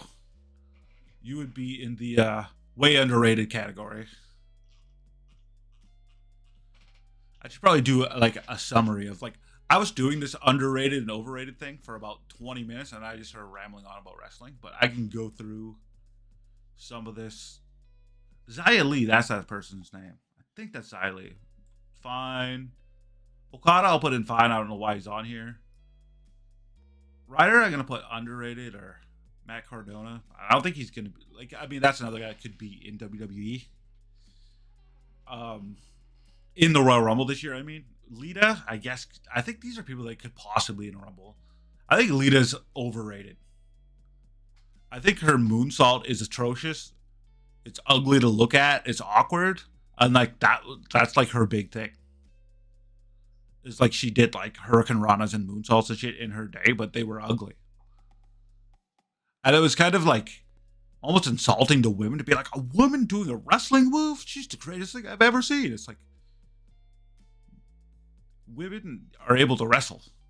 Just someone being like able to like almost do wrestling moves is not that impressive. I mean, the way WWE booked women, but like you had like in the 70s and 80s women wrestlers in WWE that were actually good at wrestling. This is nobody remembers. AJ Lee, I'm going to put as overrated. She was good, but she's like, I don't know. Tamina, I think, is overrated, which is, she's not even rated that high, but Sonya Deville, I'm going to put is underrated. She's pretty good. I don't know who that is.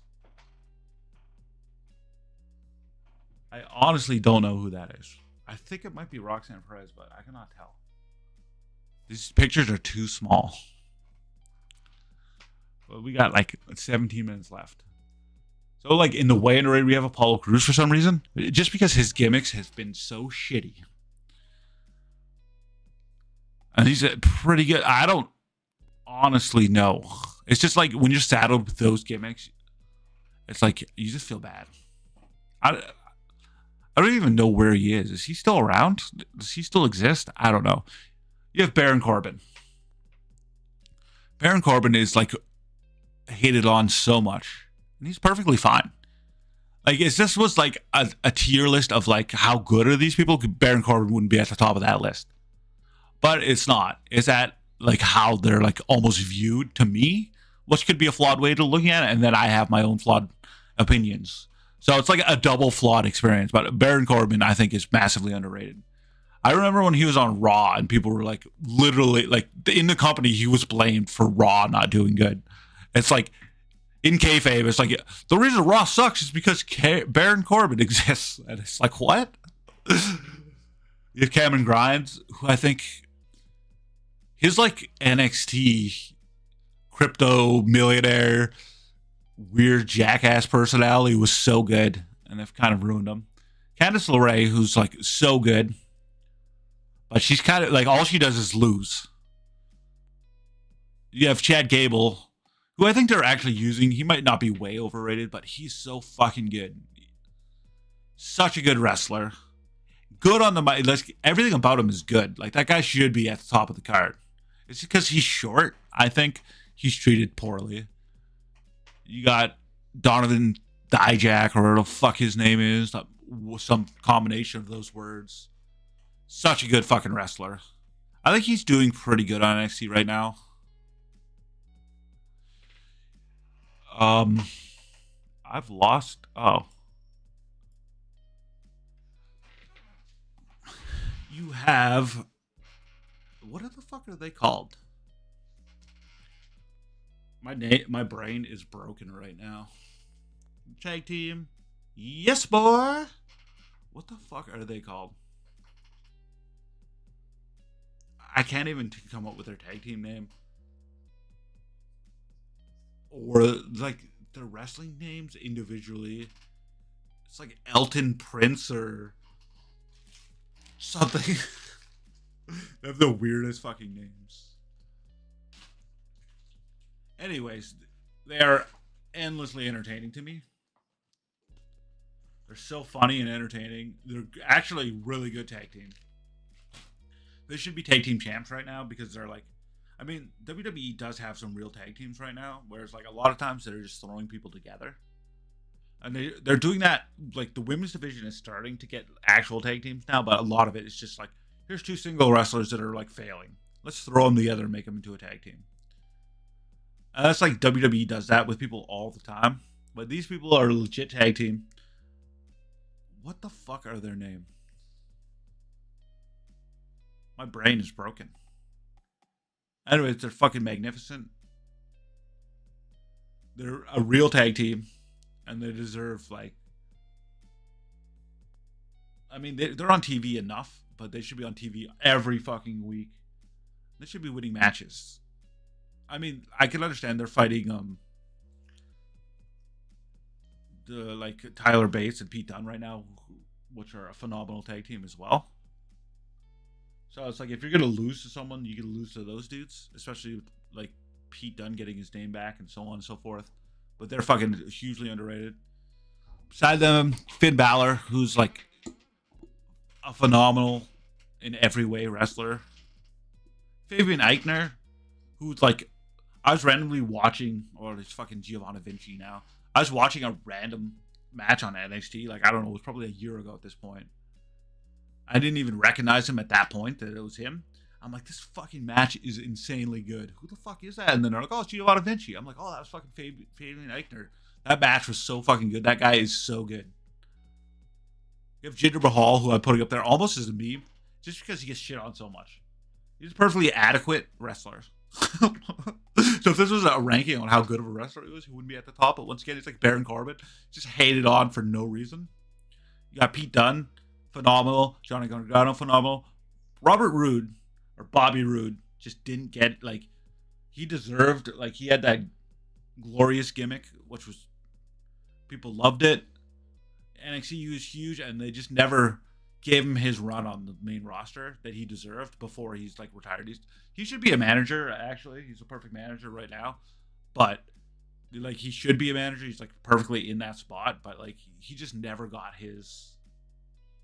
He's probably gonna get a Royal Rumble return, actually. I'll be happy for it. Hopefully it's with the glorious thing. He's got his glorious given back one more time. But I mean, he should have had that run. They just never gave it to him. That's why I put him way underrated. You got Tommaso Ciampa, Sami Zayn, Tyler Bate, Xavier Woods, all those guys. Phenomenal. great wrestlers, they should be treated better. Sami Zayn just he's the perfect fucking babyface in the world. Because you don't really he will never be like a super powered babyface, which is like the problem with all babyfaces in WWE since the beginning of time. So they make them into Superman and they become fucking boring and stupid. They say the same fucking 5 catchphrases over and over, and they're invincible. Sami Zayn is not that dude. You look at him and you feel like he's gonna lose every single fucking match. So when he does win, it's like it's on pure grit and like it's like the perfect baby face. And like you always feel like he's gonna lose, and he feels like if he was at the top of the card, he would lose, but then he'd win back, and like he's like the prototype baby face of the fucking like the fact that the guy hasn't won the belt like 4 times is like insane. He's super fucking over. Everybody loves him.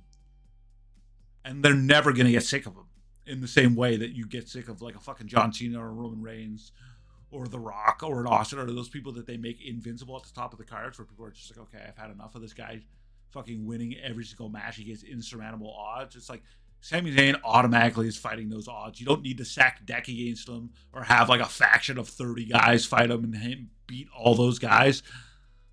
It's like he's like the perfect fucking babyface champion, and they have not give him the belt, and it's like fucking insane. Like they're doing him dirty, but that's I guess what makes him so intriguing. It's like you feel like he's never going to get his chance, and if he ever does, it's going to be like so big. It's like he's got that spot that someone like a Cody Rhodes doesn't really have, because they book Cody so fucking strong that people will get sick of Cody, but like it would never happen to Sami Zayn. Like he's perfect. He's like the perfect wrestling babyface. He's undersized. He's kind of goofy. You don't feel like he's gonna be Superman. Whereas like someone like a John Cena is like the dude's like fucking so ripped and like so unbeatable that people just get sick of it. It's like not fun to watch him win. Whereas it's always fun to watch Sami Zayn wins, and he always wins in a like a miraculous way, and he's like the perfect babyface. I think he's like taking time off right now, which I don't blame because I'd be fucking sick of it if I was him too. I've been overlooking Sami Zayn. Imagine Sami Zayn comes back and wins the Royal Rumble. People would lose their fucking shit. We almost need like a Royal Rumble, like redo this list as people, like a Royal Rumble list. But like, do I want to talk about wrestling for another hour? Do I want to like redo this whole fucking thing? How do I like get rid of everything that I've done? I don't use this thing very often. There's got to be a way to like reset. And we will do a Royal Rumble list.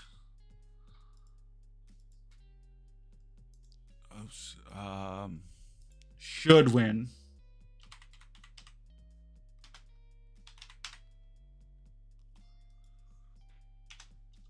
Maybe win.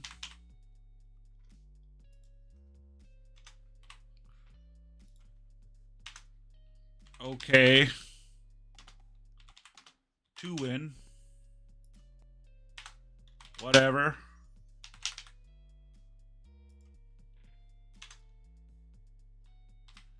Maybe not win. Shouldn't win.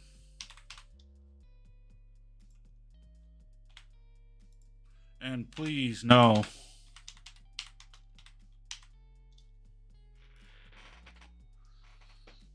Okay. Adam Pearce, I don't know why he's here. He shouldn't win. AJ is like an okay to win. These guys shouldn't win. Asawa, maybe not.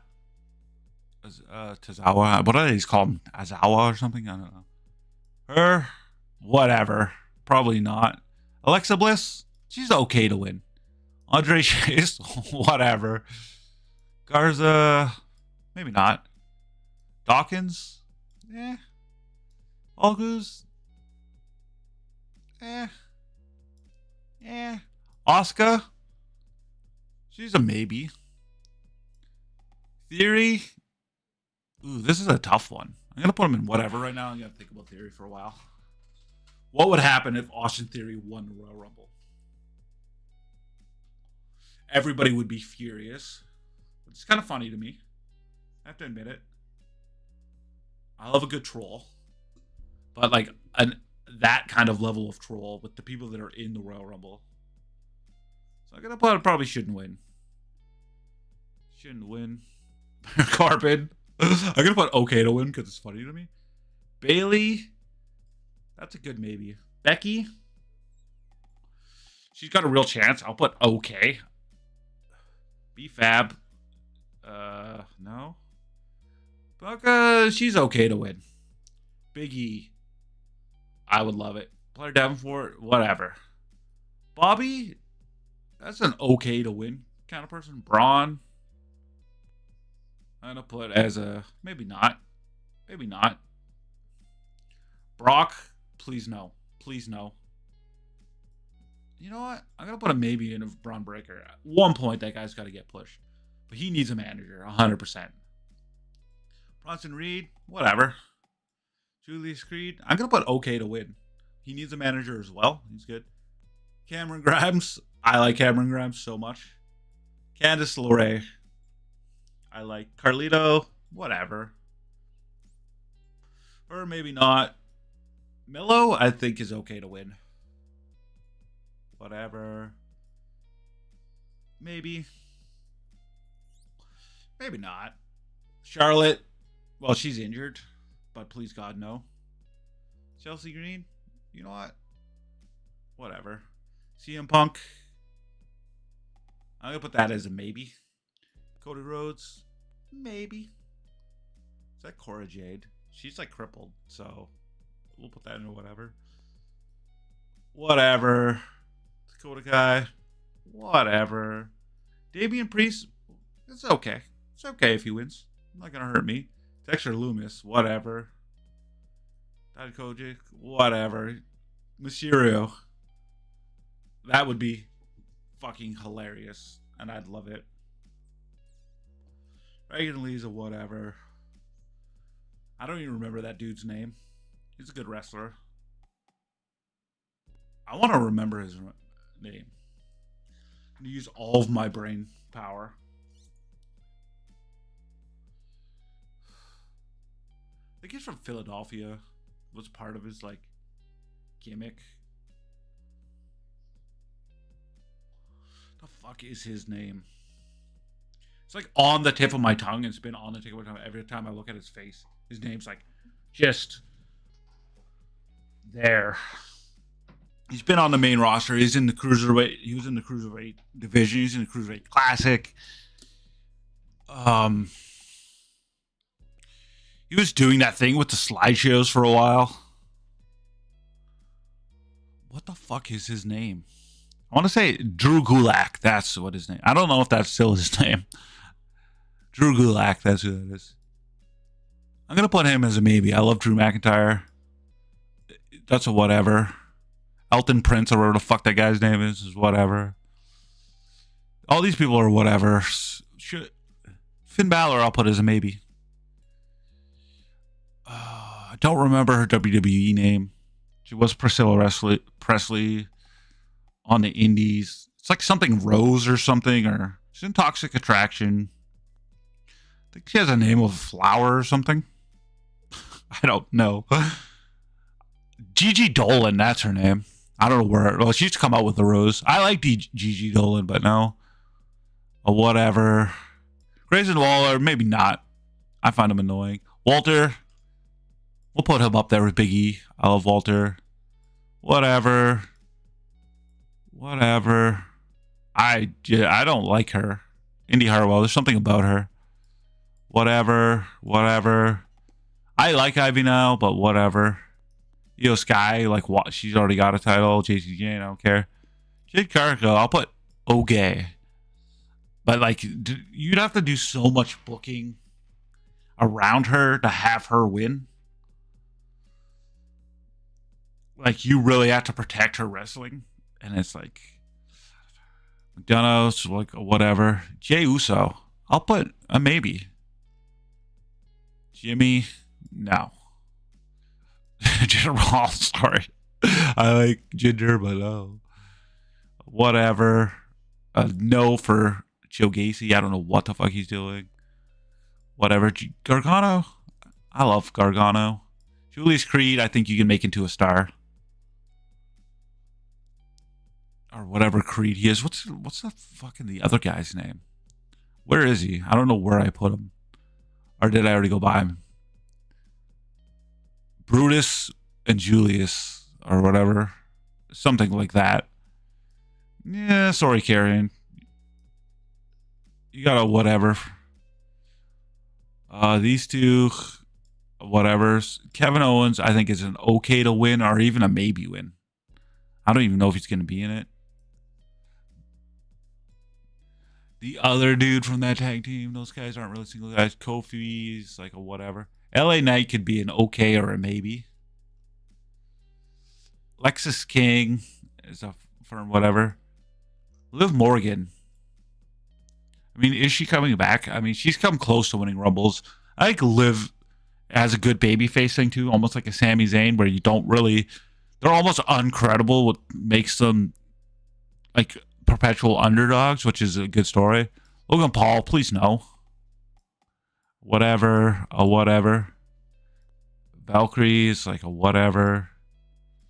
That dude.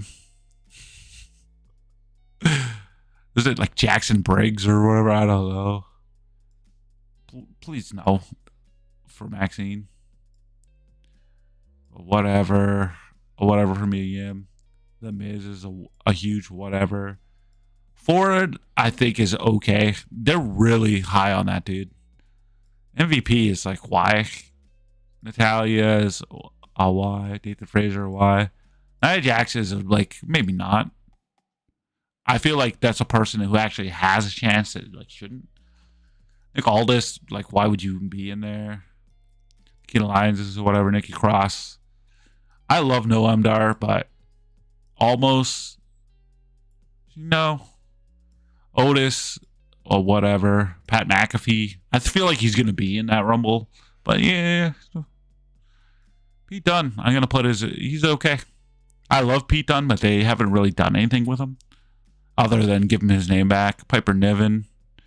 It's a firmly whatever. R-Truth, I'm going to put okay to win. Just because it would be like huge, but it's stupid. Randy Orton is always okay. She's okay. I could see them pushing her if she comes back. I don't think she's that great. Rey Mysterio is always okay. He's another perpetual underdog. This dude's like whatever.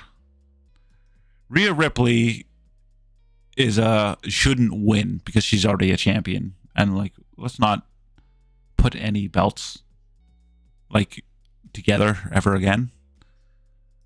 Ricochet, is he still there? I don't think he's gonna be there. He's always a good underdog. This guy's like, yeah, maybe not. Rich Holland. Bobby Roode. I love Bobby Roode. I mean, they're never gonna have him win, but like giving him one run before he leaves. Please no, Roman. I still don't know who that is. I'm going to say that's Roxanne Perez and go whatever. Sami Zayn, yes.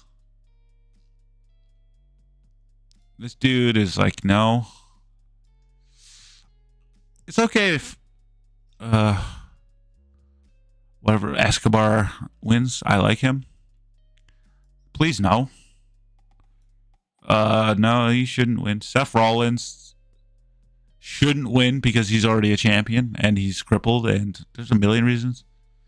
I don't like Shayna Baszler. Sheamus is a good whatever. Nakamura is okay to win if they wanted to give him one last ride, but like, you know. Sasha Blackheart, no.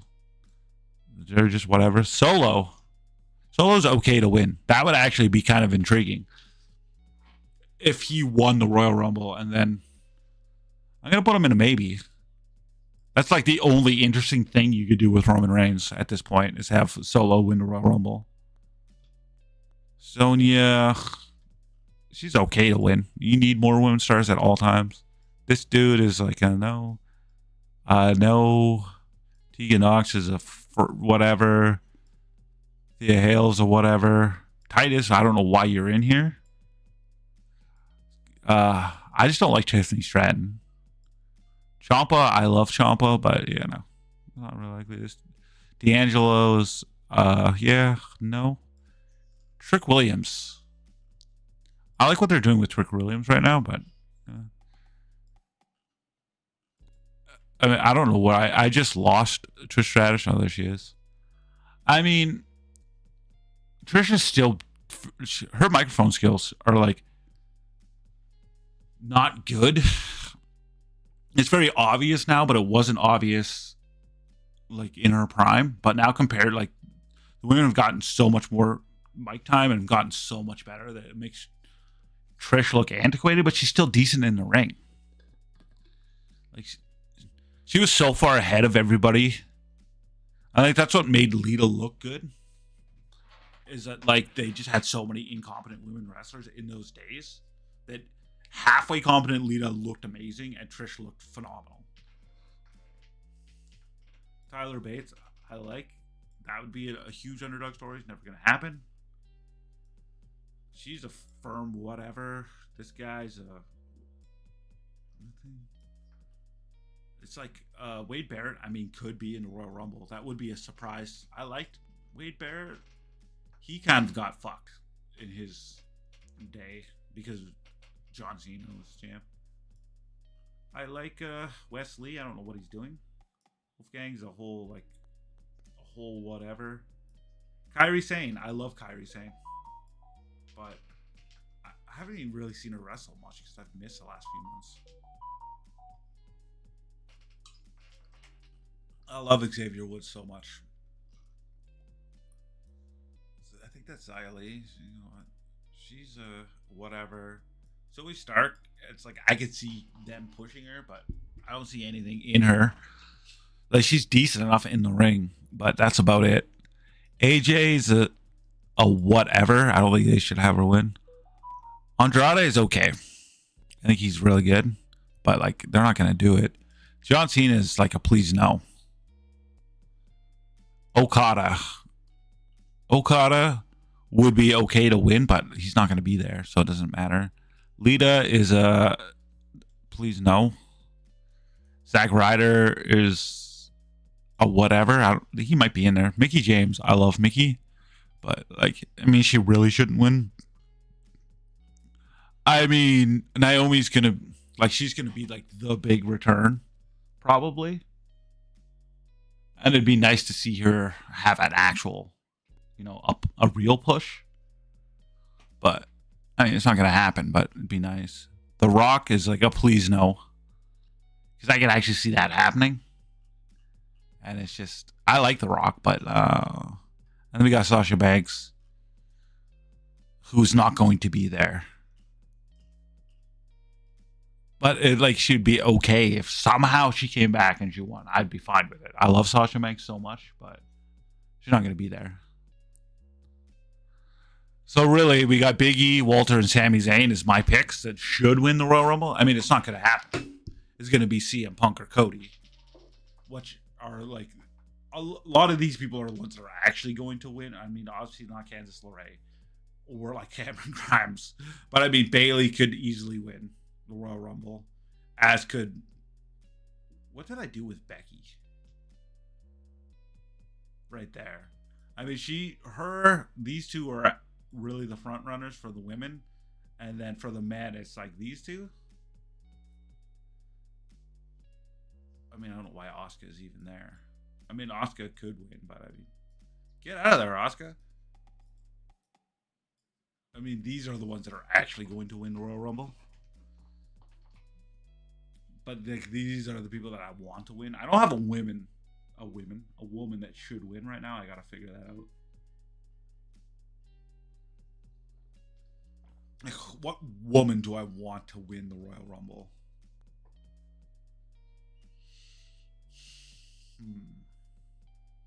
I'm gonna put Naomi in there because it would be a good story of her coming back. They're never gonna have Candice. I don't like. I like Candice, but I don't like her that much. I gotta put Liv Morgan up there. I need like a third woman that I want to see win, but it's like they're not gonna win. I mean, if Sasha actually really had a chance to come back, I'd probably pick her.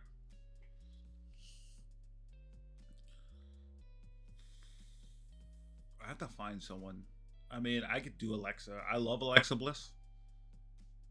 But, I mean, her booking's been bizarre. And somehow she's gotten worse at wrestling. Like, when she was at the top of SmackDown and then, like, there for a while, she started to get... She was kind of iffy in NXT. And, like, when she started in WWE, she's kind of iffy. And then she actually got pretty good for a while. And then she went away because of injuries or whatever, and she's just very bad and stuff. And like the last time she was on TV wrestling, she was really bad. I don't know how you can get worse at wrestling by doing it longer, but she did it. Like her matches were bad, and it was like hard to watch. She's good on the microphone. She's got a great personality. Like she could be a manager, but like I don't know how do you get worse at wrestling by doing it more? Well, I mean, she did not wrestle for a while, but she obviously wasn't training when she was gone because she was worse in the ring. And it was like hugely disappointing because I love Alexa Bliss, but man, is she bad at wrestling now. I don't know how you do it. How you get worse like she did. You know, I guess I'll put Bayley in there. I love Bayley. So those are like the three people, men and three women, I want to win personally. Like, I don't think they're going to. I think Walter's probably got the best chance out of the men. But, like, imagine Sami Zayn coming back and winning the Royal Rumble. That would be huge. Liv Morgan, I think, would be huge, too. People love Liv Morgan. If she came back and won, she's basically like the female Sami Zayn in, like, so many ways. Except she actually had the title. But, like, she was, like, such a weak champion, which I think kind of works. But it's just, like, when she was fighting Ronda Rousey, and they couldn't have her beat Ronda clean or like normally, which was really hurt her. If they would have had her actually beat Ronda Rousey, like convincingly, like being the ultimate underdog, it would have been so much better for her. Which is like what you would have to do with Sami Zayn is like have him the underdog, have him actually still win, using like legitimately win as the ultimate underdog. Like that's what you need to do. And, like, they really fucked it up with Liv Morgan. I don't know if it really hurt her popularity. But, like, she's, like, the female Sami Zayn. Is like, everybody loves her. But I think they made people not like her by... Like, I guess if they would have made Sami the champion and made him look like a fucking idiot and only win through fluke, I don't think it would have been good for him either. That's kind of what they did with, like, Liv Morgan. It's like... She's like haphazardly like stumbles her way into wins, which just makes her look stupid. But like she could have won. They could have booked her to be at least competent. Like get your ass kicked, but keep coming back and then win. And like that's basically how they book Sami Zayn, and that's why he's so popular. It's because like he's the underdog that actually can win, and that's what they should have done with Liv Morgan. I feel like they did it wrong, but those are like my picks. The maybe wins are obviously the people that are probably are gonna win. A lot of them. I think Bayley and the women is like legitimately could win. I mean Becky, I think is the front runner, but like Bayley could win, and it would be interesting. Becky, I feel like is going to win. Because she's just like such a big star. But I mean, all the people in the maybe wins are either people that I think actually are gonna win or like people that they push. It's like Chad Gable, obviously, Candice LeRae, and like fucking Cameron Grimes are not going to win. But I just kind of want them to win because I like them. I think Drew's got a shot.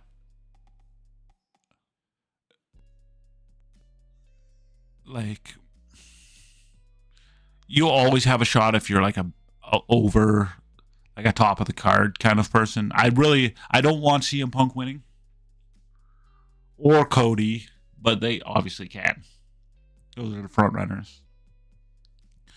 I think the Royal Rumble is just like when you should surprise people and like make new stars or put people at the top of the card that kind of always deserve to be there. Or people that should be at the top, like Walter should be at the top of the card. He kind of is, but he's not. He's like in the mid card, but like dominantly so. I think Naomi deserves her run at the top. I think Bailey should always be at the top of the card. I mean, they kind of did that, and it sucked with her like losing to Bianca Belair like repeatedly and repeatedly getting title shots. I think that was just bad booking, but she deserves to be up there. But I think I went for over 2 hours rambling on about wrestling. And I could have went for like I could talk about wrestling all day, every day, and talk about any one wrestler for probably like an hour per wrestler, and still like not run out of stuff to talk about. I think we're good for today. I didn't want a game today because my shoulder's fucked up, and it's just like you sit in a weird position, and it just like my neck was like so fucked up, and then it got better, and then like gaming for 14 hours and 2 days or whatever the fuck I was doing, 10 hours even. I did 4 hours. I did like 8 hours and then 12 hours in 2 days. And I game every day for hours. And I still kind of have to do my Apex shit, but I'm not going to do that on stream. And I want to play Pal World to like try to like unlock different pals and see like what else is in that game. Because like I've played like the beginning of the game twice, and it's not that intriguing. But I love the grind and like get new shit. Like you get rewarded for grinding. It's like the best video game loop there is. Like you grind and grind and grind. And you're like, I want this thing, and then you get that thing. And you're like, oh, that was worth it. And then you're like, oh, I want this other thing, and you grind. Like that's such a good gameplay and addictive gameplay loop. And like I'm totally into that. And I feel like I haven't really gotten too much of that from Pal World, but I can also play that on my phone through Xbox Game Pass, like Xbox Game Pass. The streaming it. I can stream it to my phone. I got that like little controller thing, and it's like super handheld gaming is like the best. Like I wish the Switch was good, and I hope the Switch 2 is fucking good. And like the Steam Deck, I wish was like 50% more power. Like it had all the Steam Deck features, but it had like the chipset of like the Asus ROG fucking Ally or whatever the fuck it's called, where it's like 30%, 50% stronger, but it has like the Steam Deck OS and shit like that. Like I'm really for like a competent, like good Steam Deck, I really want that. And I'd like the Switch to be, to have like the best mobile chipset possible would be so fucking cool. But like the Switch was already out of date when it came out. And it's just so enjoyable having good handheld gaming. I really want that shit. Like, see, I need to do like a technology and like kind of, I don't know what to call it, like a podcast that's about like tech and movies and TV shows and shit, like stuff that I like. It's just a shit I like podcast, and I need a wrestling podcast. And this is kind of my wrestling podcast for now. It's obviously going to change. It's going to be different. Like, there's a possibility I do a watch along for the Royal Rumble. If not, I should make a video talking about the Royal Rumble. And it's like, now that I'm doing YouTube along with Twitch, and like those YouTube videos will like be on my YouTube channel forever, I feel way more comfortable doing this kind of shit, as opposed to like doing it and then like nobody really catches it live and then it just disappearing, and it's like, what the fuck did I do that for?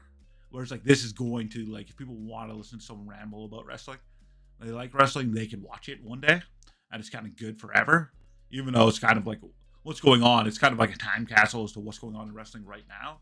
It's still, this is the kind of shit that I would watch, and I feel like I gotta make more of that.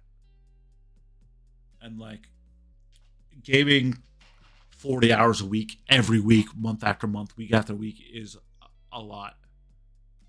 And I don't mind gaming a few times a week, and then having this kind of shit in there is going to be better in the long term, and I have to kind of switch to that. But yeah, this is my kind of went off topic as I usually do. But that was my wrestling overrated, underrated ranking and Royal Rumble rankings. And it was just something to do. I'm going to try to like insert this kind of shit and maybe do like I used to do that Wooden Bananas podcast, and we talk about like computer parts and technology shit and movies and TV shows and all kind of shit that you do, like your hobby shit. Me, I'm into technology. I'm into like obviously I like movies and video games and all that kind of shit. TV shows like I watched Ahsoka Tano. Like I might have opinions about that. Like I have to watch the Loki season 2, even though it came out last year. And there's like that Echo show. I watch all the Disney shit, and then I watch various TV shows and movies. Like I watched the new Indiana Jones movies. I might have thoughts about that. But like I might do like just a random podcast about random shit, and then a wrestling podcast throughout the week. But I'm not going to do that and game 7 days a week. I'm going to, maybe two podcasts a week and then game 5 days a week or something like that. Ideally, I would like to have weekends off, but like I'm never going to let myself do that. So I mean, ideally, you game 3 days a week, do 2 podcasts, maybe like a Monday podcast, a Friday podcast, game those weeks, or game, podcast, game, Monday through Friday, and then weekends I can actually work on my shit to make it better. I never work on my shit to make it better. Like I have to redo all my overlays. I don't know if you noticed there was some music playing throughout the shit. That was just like a beat I made one day because I was like, I have to make way more music. I love making music. I have like so much shit I want to do, but because I game 7 days a week, I like don't have time to do anything. I still have to exercise 7 days a week, and it's like so much shit to do. I have to like streamline everything I do. I have to do a better job. That's what 2024 is for. Is to like do a better job with all the shit I'm doing. That's what I want to do. So this is kind of like early days of doing that. I'm going to continue to work on everything. I want to improve everything, make everything better, make my streams better, make my podcasts, eventually improve upon them, improve upon everything.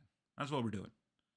That is it for today. Today's Thursday. We'll see you Friday. I'll probably be playing games. I'll probably be playing either Persona 5 Tactica or Power World, or maybe both tomorrow. But I'm going to take the rest of the day off to like make sure my shoulder doesn't fall out of its socket. I'm going to have to play fucking Apex for like an hour later today just to do that shit. Or maybe I won't. Who knows? I'm not going to stream it. So I don't know why I'm talking about it on stream. But I will see you guys tomorrow. Have a wonderful day. Hope you enjoyed the content. Bye-bye.